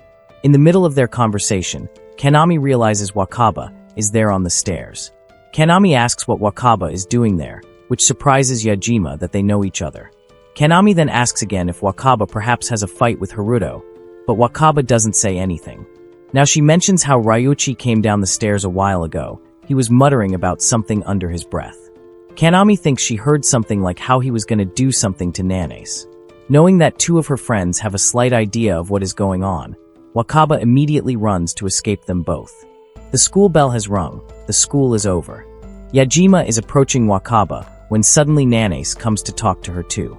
She tells her that it's almost time to tell Haruto that their relationship was a lie all along. Yajima, who is between them, grabs Nanase and tells her not to force Wakaba to do such things anymore. Nanase is not happy. She tells Yajima to shut up and not play the good girl card now. She says Yajima doesn't have the right to ask her that, especially since she has been keeping quiet all this time. After pushing Yajima away, Nanase is back with Wakaba. She plays with Wakaba's hair and tells Wakaba to thank her for letting her finish this play pretend with the fat pig. That moment, Wakaba realizes that it was Nanase's fault to begin with. If she hadn't said something like that, Haruto could have still kept the peace he had before meeting Wakaba. Wakaba finally loses control and yells at Nanase to not give her that crap. This was all because Nanase told her to do such things. Now Haruto is hurt.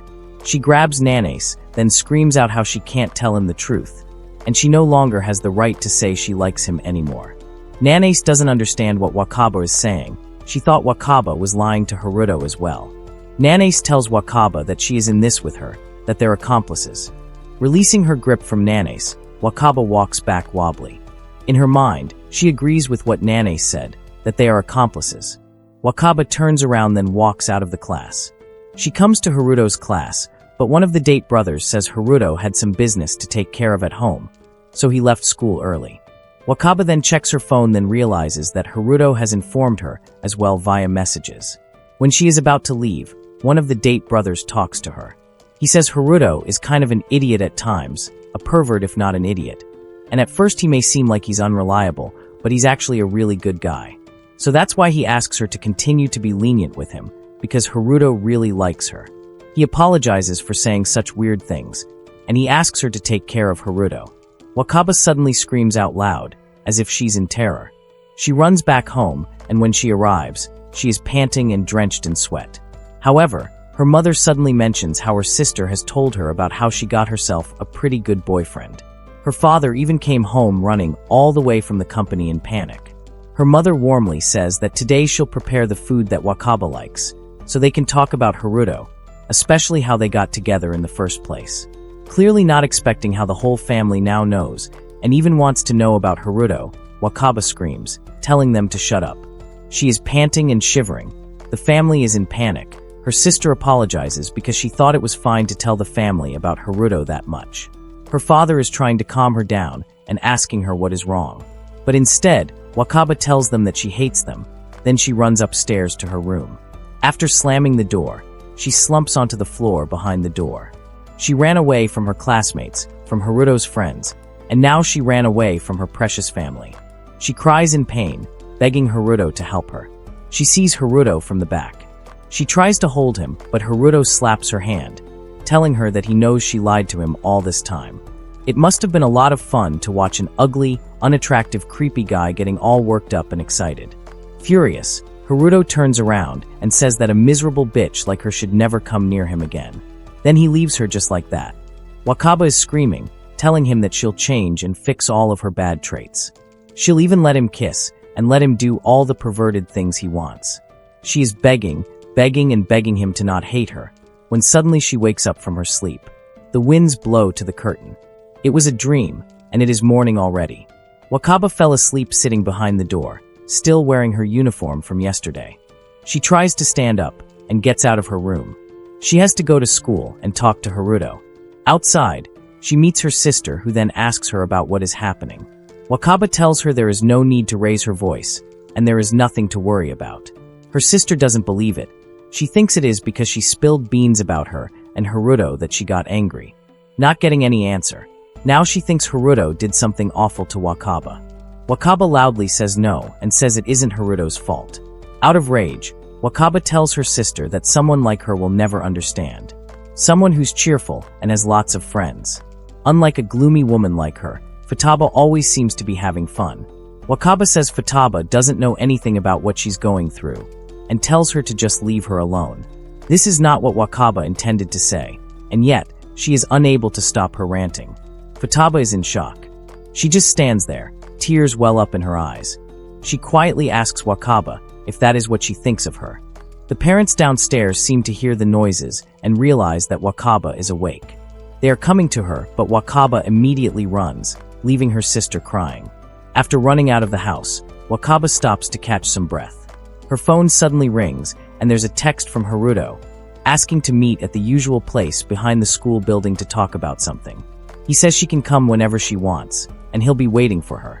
Wakaba comes to the school, and she sees Haruto there. With a calm face and a calm voice, Haruto tells her that he heard everything. Haruto tells her that there is no need to hide it anymore.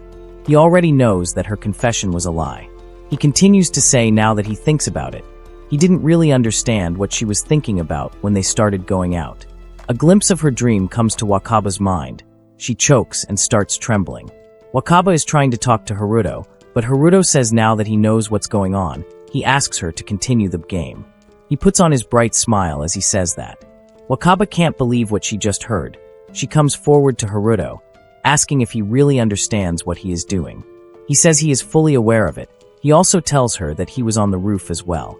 Ryuichi told him he had something urgent to do and left to go somewhere. He was thinking of inviting Shun or the Date siblings to the cafeteria, but saw Ryuichi went to the rooftop even though it was cold as hell. So he decided to follow him since he was free anyway. While laughing, Haruto says he didn't really want to eavesdrop, but that's what happened. Wakaba doesn't get how Haruto is able to keep laughing like that.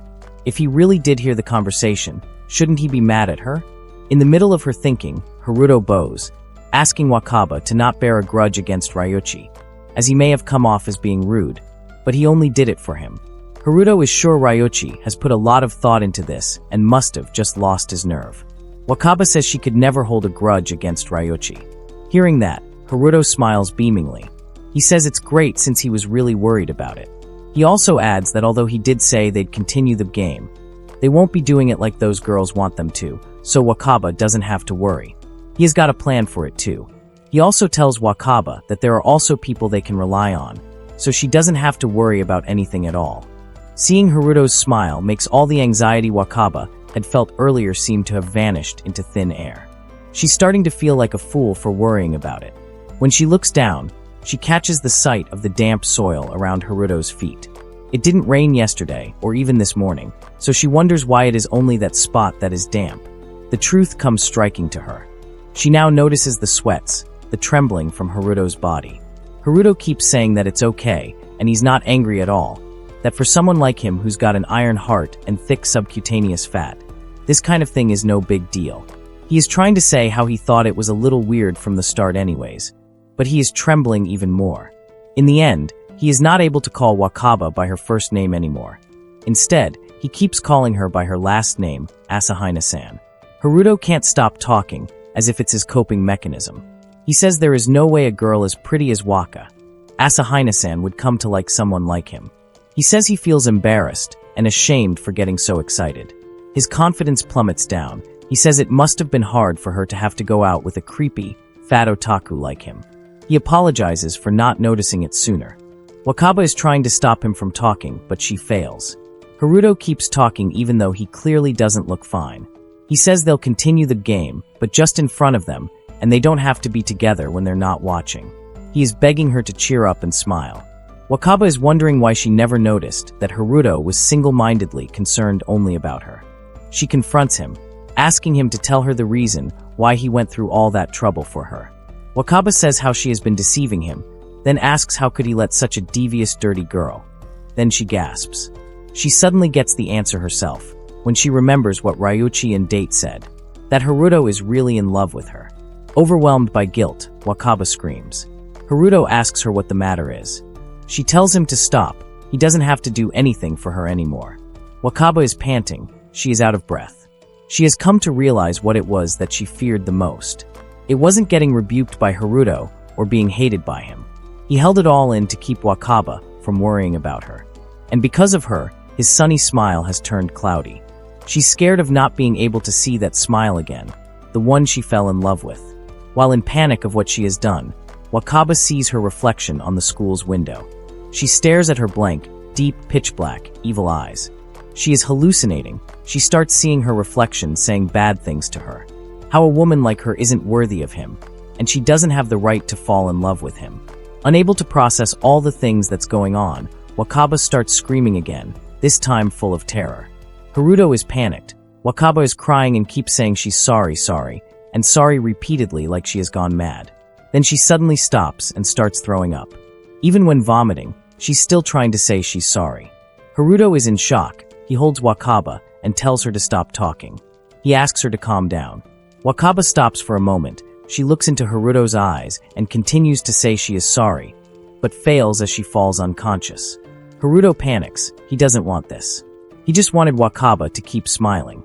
Wakaba lets go of her consciousness, yielding herself to a sense of security she hadn't felt in a long time. Wakaba is brought to the infirmary. Haruto is asking the teacher if she is going to be alright. Wakaba slowly gains her consciousness. She can see a Haruto between the gap of the curtains. The teacher tells him to calm down and says that judging by the looks, Wakaba seems to have suffered a great mental shock. She asks him what exactly happened, but Haruto just mutters, unable to explain. Seeing it might be complicated, the teacher just pats on Haruto's shoulder and tells him that what Wakaba needs now is to rest. She tells him to return to class, but Haruto says he wants to stay by Wakaba's side until she wakes up. He asks for permission to leave as soon as Wakaba opens her eyes. The teacher seems to understand, so she gives him permission and she'll explain the matter to his homeroom teacher. Suddenly, the phone is ringing and the teacher is summoned to treat someone from the kendo club who just got injured.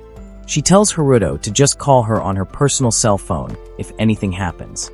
When she's about to leave, she says to Haruto that the human heart is something that can become extremely fragile and weak at times, especially in the case of kids his age who are between the state of adulthood and childhood. It may not seem important from the perspective of other people, but even a simple comment could hurt and bother. The only thing the teachers can do is to aid kids as much as possible. She can't say something arrogant such as claiming to be able to save the hearts, so he must learn and use it as nourishment, especially if there is a girl he holds very dearly. The teacher says she is sure Haruto will be able to understand what she's talking about. While smiling and walking out of the infirmary, she tells Haruto to make sure he doesn't have any regrets. Wakaba, who has been listening for quite some time, gets up. She reaches for the curtain and calls out for Haruto. Haruto is surprised knowing she has woken up. Sitting on the bed, Wakaba is holding her blanket and apologizes for causing Haruto trouble. Haruto is concerned. He tells her not to get up since she has to rest for a while. Wakaba says Haruto is really one of a kind, for still being considerate to someone like her. She doesn't have the right to remain by Haruto's side anymore. That's why she tells Haruto to make this the last time they meet. Wakaba says if she hadn't taken part in a stupid game like that, everything wouldn't have turned into such a big mess. Haruto tries to explain something, but Wakaba doesn't let him. Wakaba is thinking to make it as if nothing happened. The Haruto fell in love with never existed from the start. The girl named Asahina Wakaba, who exists inside of Haruto, is most certainly kind, lovely, and doesn't deceive people or hurt them. She must be a wonderful girl and completely different from what she is actually like. Obviously lying, Wakaba says to be frank that she was never in love with Haruto. She says she only kept up the appearance because she was being threatened to do so. Then she gets up from the bed, walking away, while saying goodbye to Iruma-kun. With this, everything will end. This stupid game, as well as her love. When Wakaba is reaching for the door, she can hear Haruto laughing maniacally. It makes her flinch. Haruto bursts to laugh, saying this is ridiculous. Haruto confronts her, saying she is being too selfish to say whatever she wants and casts him aside with a goodbye. He continues to laugh, smacking at the table, mimicking what Wakaba said earlier. Haruto asks her in the first place what she was planning to do after parting ways with a goodbye. He is sure she must be saying that without thinking, and he can't say that he's surprised. Wakaba is blushing and suddenly gets ashamed of what she did. She replies how she doesn't want to do something like this, but she doesn't have many choices. Frantically, she says she has given Haruto and Ryochi a really hard time. She even said horrible things to her family. There is nothing that can be done anymore. Letting out a sigh, Haruto continues to tease Wakaba. He calls her a troubled young lady who became completely intoxicated with herself. And this is what she gets? Wakaba freezes, unable to respond. Haruto says out loud that there is no way he won't get angry after being deceived, even though he was planning to do this, and that to her to his heart's content, showing a naughty gesture of hands. Wakaba screams in panic, only to hear Haruto continue acting crazy while telling her not to look down on the brimming pathos of a youthful boy. While clenching his fists, he even says how she won't get smitten for at least letting him cop a feel. Wakaba is blushing red. She calls Haruto an overweight pervert Ero Manju. Haruto doesn't just accept it. He doesn't admit that he's overweight. He's just plump.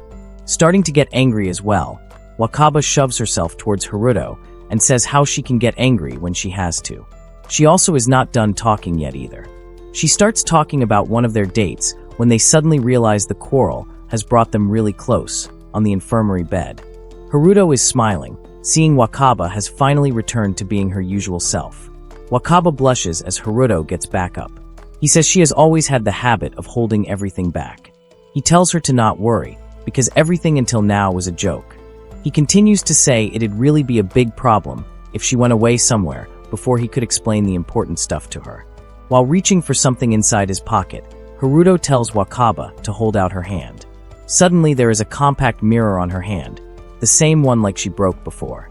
Haruto smiles, telling her to think of it as an early Christmas present.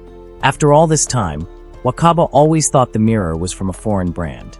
However, Haruto says this thing is not a branded item or anything, and just a trinket he got from a geezer on the roadside for 1,000 yen. Wakaba is shocked upon hearing the truth. Haruto then says that the geezer was the owner of a plastic model shop. Wakaba immediately remembers seeing it dangling from his neck. Haruto is angry, saying how those bitches were making this out to be a branded item and was deceiving Wakaba from the start. Wakaba is asking him how he managed to get the mirror. He just smiles, saying he had people he could count on, and that's all she needs to know. With this mirror, Wakaba is acquitted of all charges. Wakaba blushes again. Since a weight has been lifted off her shoulders, Haruto invites Wakaba to discuss the specifics of what they can do from now on. According to Haruto, even if they end the game right now, if they stop right away, Wakaba will start being bullied again. That's why they have to prolong it as much as possible. They can make excuses and cancel dates on the day itself, and spend lunch break in the classroom whenever they can. Since the class reps know what's happening as well, it's going to be fine, and they can just wait for those bullies to give up. That way, they can wait it out until the class changes. Afterwards, they can drop a hint to the teacher in charge of their school year. That way, the teacher won't even think about putting them in the same class as those girls. So, Haruto tells Wakaba to not worry about it. While smiling, Haruto says that no matter what happens, he will be on her side. Wakaba blushes more. It's no use. Wakaba is really irrevocably in love with Haruto. He has already done so much for her sake. While holding the compact mirror, Wakaba is thinking if it is really okay for her to let Haruto resolve the bullying as well. To be honest, Wakaba doesn't think this is a good idea to rely on Haruto all the time. But in that moment, Wakaba suddenly remembers Haruka's question about her special person. She closes her eyes, then calls Haruto. She looks at him, then thanking him for looking out for her so much. But she says she deceived him, so she can't allow a game like that to continue ever again. Haruto is worried. He doesn't want Wakaba to get bullied again. However, Wakaba says she has a better alternative in mind. Haruto asks her what the better alternative is, and suddenly Wakaba brings herself closer to Haruto and kisses him on the lips. Haruto blushes, and so does Wakaba. She says in front of Haruto's flushed face that if they can't lie about it, then they'll just have to make it the truth. Haruto is flustered. His face is steaming red, and he starts to speak in inaudible words. When they both have calmed down, Wakaba says she kept doing terrible things to Haruto, and she can't just sweep them under the rug. Haruto may not believe her, but Wakaba says to him that she loves him. Then she asks him to go out with her once more. Hearing what Wakaba just said, Haruto bursts into tears. His face gets reddened, and says that he loves her too, while bringing her into his arms. He asks her to stay with him forever, and they kiss again. While hugging Wakaba, Haruto tells her she doesn't have to carry the burden all by herself anymore. If it becomes painful or difficult, just tell them. It's time for her to stop worrying by herself. Haruto says that right now, she can cry to her heart's content. Hearing those words, all the pains she has been holding up until now, flowing down through her tears. Ever since she joined this school, and as far as she can remember, that was the first time she had cried as loud as she could, as much as she could. After their honest confession, Asahina Wakaba and Iruma Haruto are back together as lovers. While Wakaba is still in Haruto's arms, a sudden roar breaks the silence. In front of the infirmary, Nanace and her two followers are seen running with panicked faces, as if being chased by ghosts. However, the figure chasing them is Namikawa. While running in a hurry, Shuji falls right in front of the door to the infirmary. Namikawa immediately catches Shuji by pulling the back collar of her shirt. Wakaba, curious about the commotion outside, steps out. She is surprised to see Namikawa sternly ordering Shuji to apologize. Although the entire Nanace group should be responsible, only Shuji is caught, so she is the one who has to apologize to Wakaba. Shortly after, Haruto follows Wakaba out, with Ryoichi also joining the crowd. They explain that on their way to visit Wakaba, they cross paths with Nanace and her followers. When they try to greet them in a sarcastic tone because of what they did to Wakaba, Nanace and her group run away without explanation. In the ensuing discussion, Namikawa and Ryoichi begin to uncover the foul plans that Nanace and her followers have carried out against Wakaba. Using their intelligence and the data they collect, they start revealing the identities of the perpetrators who oppress Wakaba.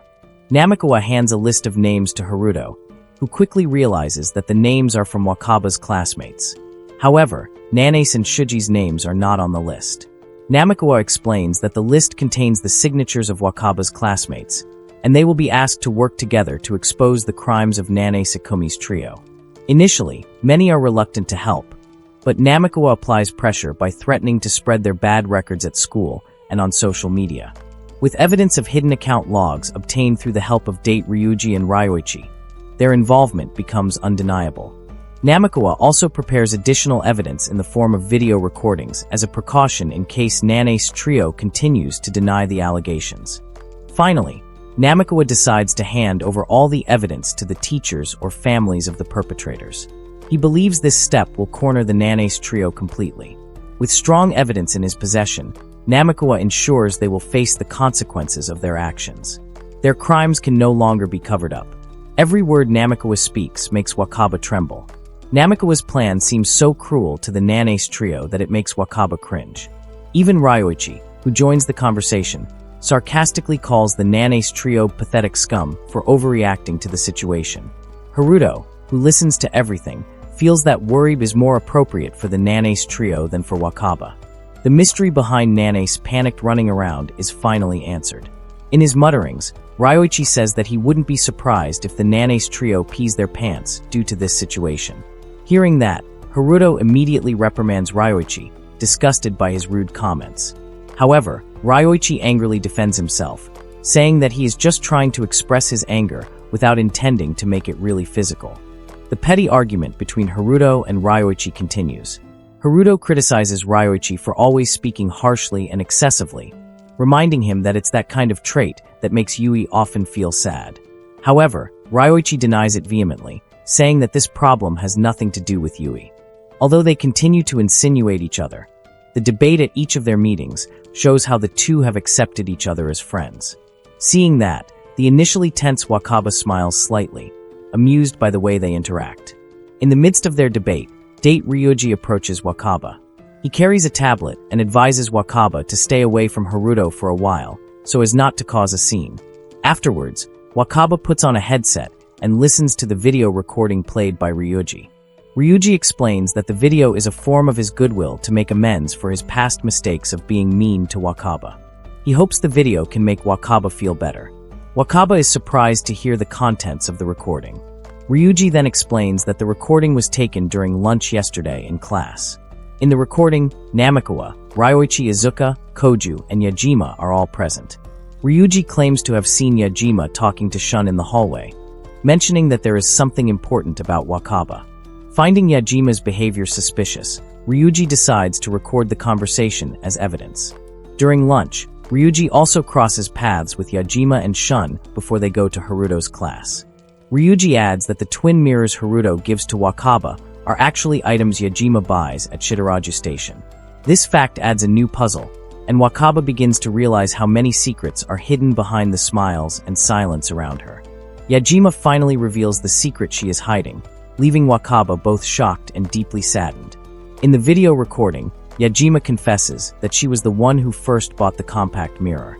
She mentions that it was a cheap item with a cute design, but broke when she accidentally dropped it. After that, Nane said that she would buy the mirror for 500 yen, and Yajima sold it.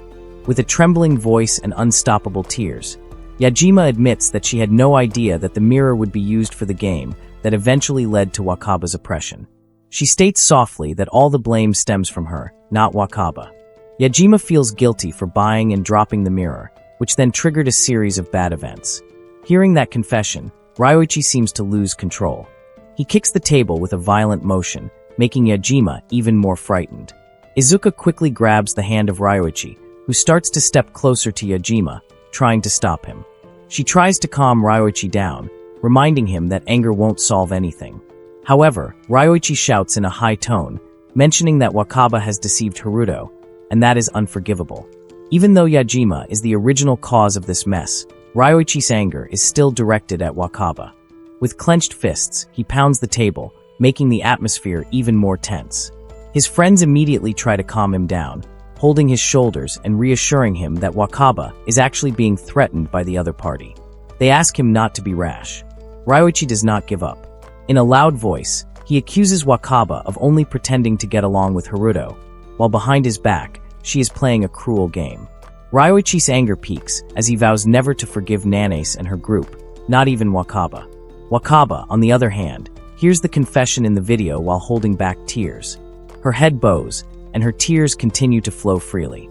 With a trembling voice and full of guilt, Wakaba admits that Ryoichi is right. She feels it is inappropriate to consider herself a victim, because all those who consider her a friend must have felt betrayed. She is sure Namikawa, despite his apparent calm, feels the same way.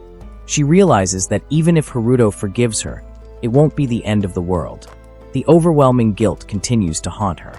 In the midst of the tension-filled atmosphere, the video suddenly shows the sound of people calling Haruto's name in unison. Wakaba is silent for a moment, stunned in the midst of her crying. Haruto is then heard speaking up, stating that he has heard it all. The atmosphere instantly changes, and a hush falls over the video, as one of them exclaims that the people playing Haruto have to stop. Izuka again tries to calm the increasingly heated atmosphere. However, in the midst of the noise, Haruto, with a firm step, approaches Shun. In a loud voice, he asks how to save Wakaba. Haruto looks at Shun with a gentle gaze, a gesture he only shows when thinking about Wakaba. Shun explains that the first step to solving the problem is to find a similar compact mirror. Since Yajima bought it from a street vendor, they need to look for it in the same place. Shun also invites Haruto to go after school. However, Yajima responds with a sigh, saying she has tried looking for the mirror everywhere, both in accessory stores and online, but has been unsuccessful in finding it. Shun replies that this could happen because street vendors usually move frequently. Yajima suggests proving that she is the original buyer of the mirror, but Shun firmly states that it won't work. He emphasizes that they need to find a similar mirror, if possible, or at least locate the seller. Yajima then adds confidently that the Nanace trio must have disposed of the mirror. Kuju suddenly suggests that Yajima remember the seller's description, as they could probably ask people around other stations. Although finding the mirror seems impossible, they are determined to try. Shun quickly devises a plan, deciding to go to the station and look for clues. However, before he can finish his sentence, the Date twins interrupt him with shocking news. They have found information about the mirror seller. Everyone is surprised. Showing the tablet, Ryuji explains that the seller does move around a lot, just as Shun suspected. They even predict that today the seller might be in their neighborhood. Shun praises the Date brothers for their efforts, narrowing down the possibilities so quickly. Haruto is amazed and thanks them. He then invites Ryoichi to look for the seller. Ryoichi, with a guilty tone, asks why he is invited. Haruto just smiles, saying it's because Ryoichi criticized Wakaba, so as a form of accountability, he has to come. Ryoichi cries as guilt washes over him, confessing that he can't stand the situation that hurts Haruto. After a little joking, they agree to go, even if it means skipping class. Before leaving, Haruto asks Shun to take care of the reason for their absence. However, in front of the classroom door, Izuka confronts Haruto. He asks if Haruto really has to act this quickly. Haruto replies that he doesn't have much time left. He understands that Wakaba tends to keep things to herself and blames herself for what happened. Haruto doesn't want to see Wakaba continue to suffer. He continues, recounting his experience of being ostracized in middle school. It makes him determined to ease Wakaba's burden, at least one worry at a time. He knows that if left unchecked, this situation could make them miss out on something important. With a smile, Haruto says he forgives everything and considers his relationship with Wakaba a sweet dream. He then asks the others if they too can forgive Wakaba. Yajima, unable to hold back tears, apologizes that her actions have triggered this problem. Haruto gently says that if Yajima wants to apologize, she should do it to Wakaba, not to him. Haruto also asks Yajima to take good care of Wakaba when she returns to class. Yajima eagerly agrees, promising to fulfill the request. Seeing all that, Kuja mutters that Haruto really is a fool. However, Shun quickly diverts attention by inviting everyone to watch a sports match as part of their plan. Suddenly, everyone agrees. They are really working hard to help Haruto and Wakaba. Wakaba, who watches the video, is filled with emotion and guilt. She has always thought of school as hell, a place where her friends bully and shun her. She is always trapped in painful negative thoughts, even though the reality isn't that bad. When she finally realizes that her friends are actually caring and responsive, her knees buckle, and she falls to her knees sobbing. Wakaba feels foolish for lying to everyone and enduring it all alone. Date Ryuji sees Wakaba sitting on the floor, her face filled with sadness, emotion, and regret. He tries to comfort her by showing her his phone. Ryuji explains that they are tracking down the seller of the mirror they have been looking for. When they fail to find him, the Date twins decide to search for Haruto and the seller together. On their way, they meet a little boy who suddenly approaches after overhearing Haruto's name. The boy tells them that Haruto resembles a Shiromanju, a creature similar to a seal. Ryuji shows a photo of the boy on his phone. Wakaba immediately recognizes him as Taichi and mentions his name. Ryuji suggests Wakaba check her phone, as the boy claims to have sent her several voice messages. Wakaba quickly opens her phone and finds a message from Taichi's father, as well as another from Haruka. With a cheerful expression, Ryuji adds that during the search for the mirror seller, each group accidentally encounters Taichi in different locations. Ryuji then shows Wakaba a photo of her and Haruto, which Haruto had happily uploaded. The photo is shared in their group, and Kanami likes it so much that she begins to cry upon seeing it. Unaccustomed to crying, Kanami's phone slips from her hand. A little girl suddenly retrieves the phone for her and asks if they are Wakaba's friends. Kanami replies affirmatively, saying that they are. Haruka, who also sees the photo, firmly states that she doesn't want Wakaba and Haruto to break up. She whispers to Kanami that she is determined to confess her feelings to the man she likes, adding that she hopes to have a perfect relationship like Wakaba and Haruto. Ryuji continues, recounting how Shun chases after Haruto to the station platform. There, they meet their middle school friend, Aramori, along with a girl named Nida. Nida holds a mirror strikingly similar to the compact mirror they are searching for. She explains that her relative received it from a friend and later gifted it to her. Ryuji expresses his surprise at how deeply Haruto has fallen in love. They exchange the information they have gathered so far, leading to an astonishing revelation: the boy's father is a friend of the mirror maker's uncle. Even more surprising, they successfully track down the location of the mirror seller. The group is amazed by the seemingly coincidental chain of events. However, Ryoichi calmly points out that there are no true coincidences in this world. Every occurrence, whether good or bad, is the result of past actions. The connections between people, no matter how miraculous they may seem, are the culmination of those actions, bringing about moments of significance. Wakaba, moved by the story, asks why everyone is so eager to help her. Ryuji replies that they genuinely enjoy seeing Wakaba and Haruto together. Their happiness is infectious, and helping them feels rewarding. Wakaba then confesses her fears. She had been terrified that her relationship with Haruto would become the target of jokes and ridicule. To shield herself, she pretended to be indifferent, forcing herself to smile falsely in class and beyond. Over time, this facade became a habit. But in truth, everyone admired their relationship not out of malice, but because they saw its sincerity. Ryuji encourages Wakaba to apologize and return to her normal life. Before he can finish, Haruto appears and places a reassuring arm around her shoulder. Smiling warmly, Haruto tells Wakaba that she has the strength to move forward. Wakaba, overwhelmed with emotion, expresses her gratitude to everyone for their support and promises to apologize honestly to those she has wronged. Haruto soothes her, assuring her that they will face everything together. From reconciling with the Nanes trio to confronting her past, reaching out to Taichi and his family, and apologizing to her parents and sister, Haruto pledges to stay by her side. With her cheeks flushed, Wakaba nods, feeling comforted by Haruto's unwavering presence. Overcome with emotion, she clings to Haruto tightly, tears streaming down her face as she finds solace in his embrace. Then several years pass since that day. In a simple yet warm home, Haruto sits beside Wakaba, who is now heavily pregnant. Haruto gently grasps Wakaba's hand and looks at her lovingly. They both smile as they reminisce about the long journey from when they first meet in high school to everything they have been through together. Haruto gently rubs Wakaba's belly, then says, when their child is born, he wants to tell their story. He speaks of the story of the shy girl full of fear, and the man who only wants to see her happy. Their simple but beautiful love story. Wakaba closes her eyes for a moment, her tears flowing softly, not out of sadness, but out of deep gratitude. The past story, full of joys and sorrows, has become a priceless memory. Now they have built a happy new life, with their small family that will soon grow. That day, Haruto and Wakaba prove that sincere love can overcome all obstacles, turn wounds into strength, and make the past the foundation for a brighter future.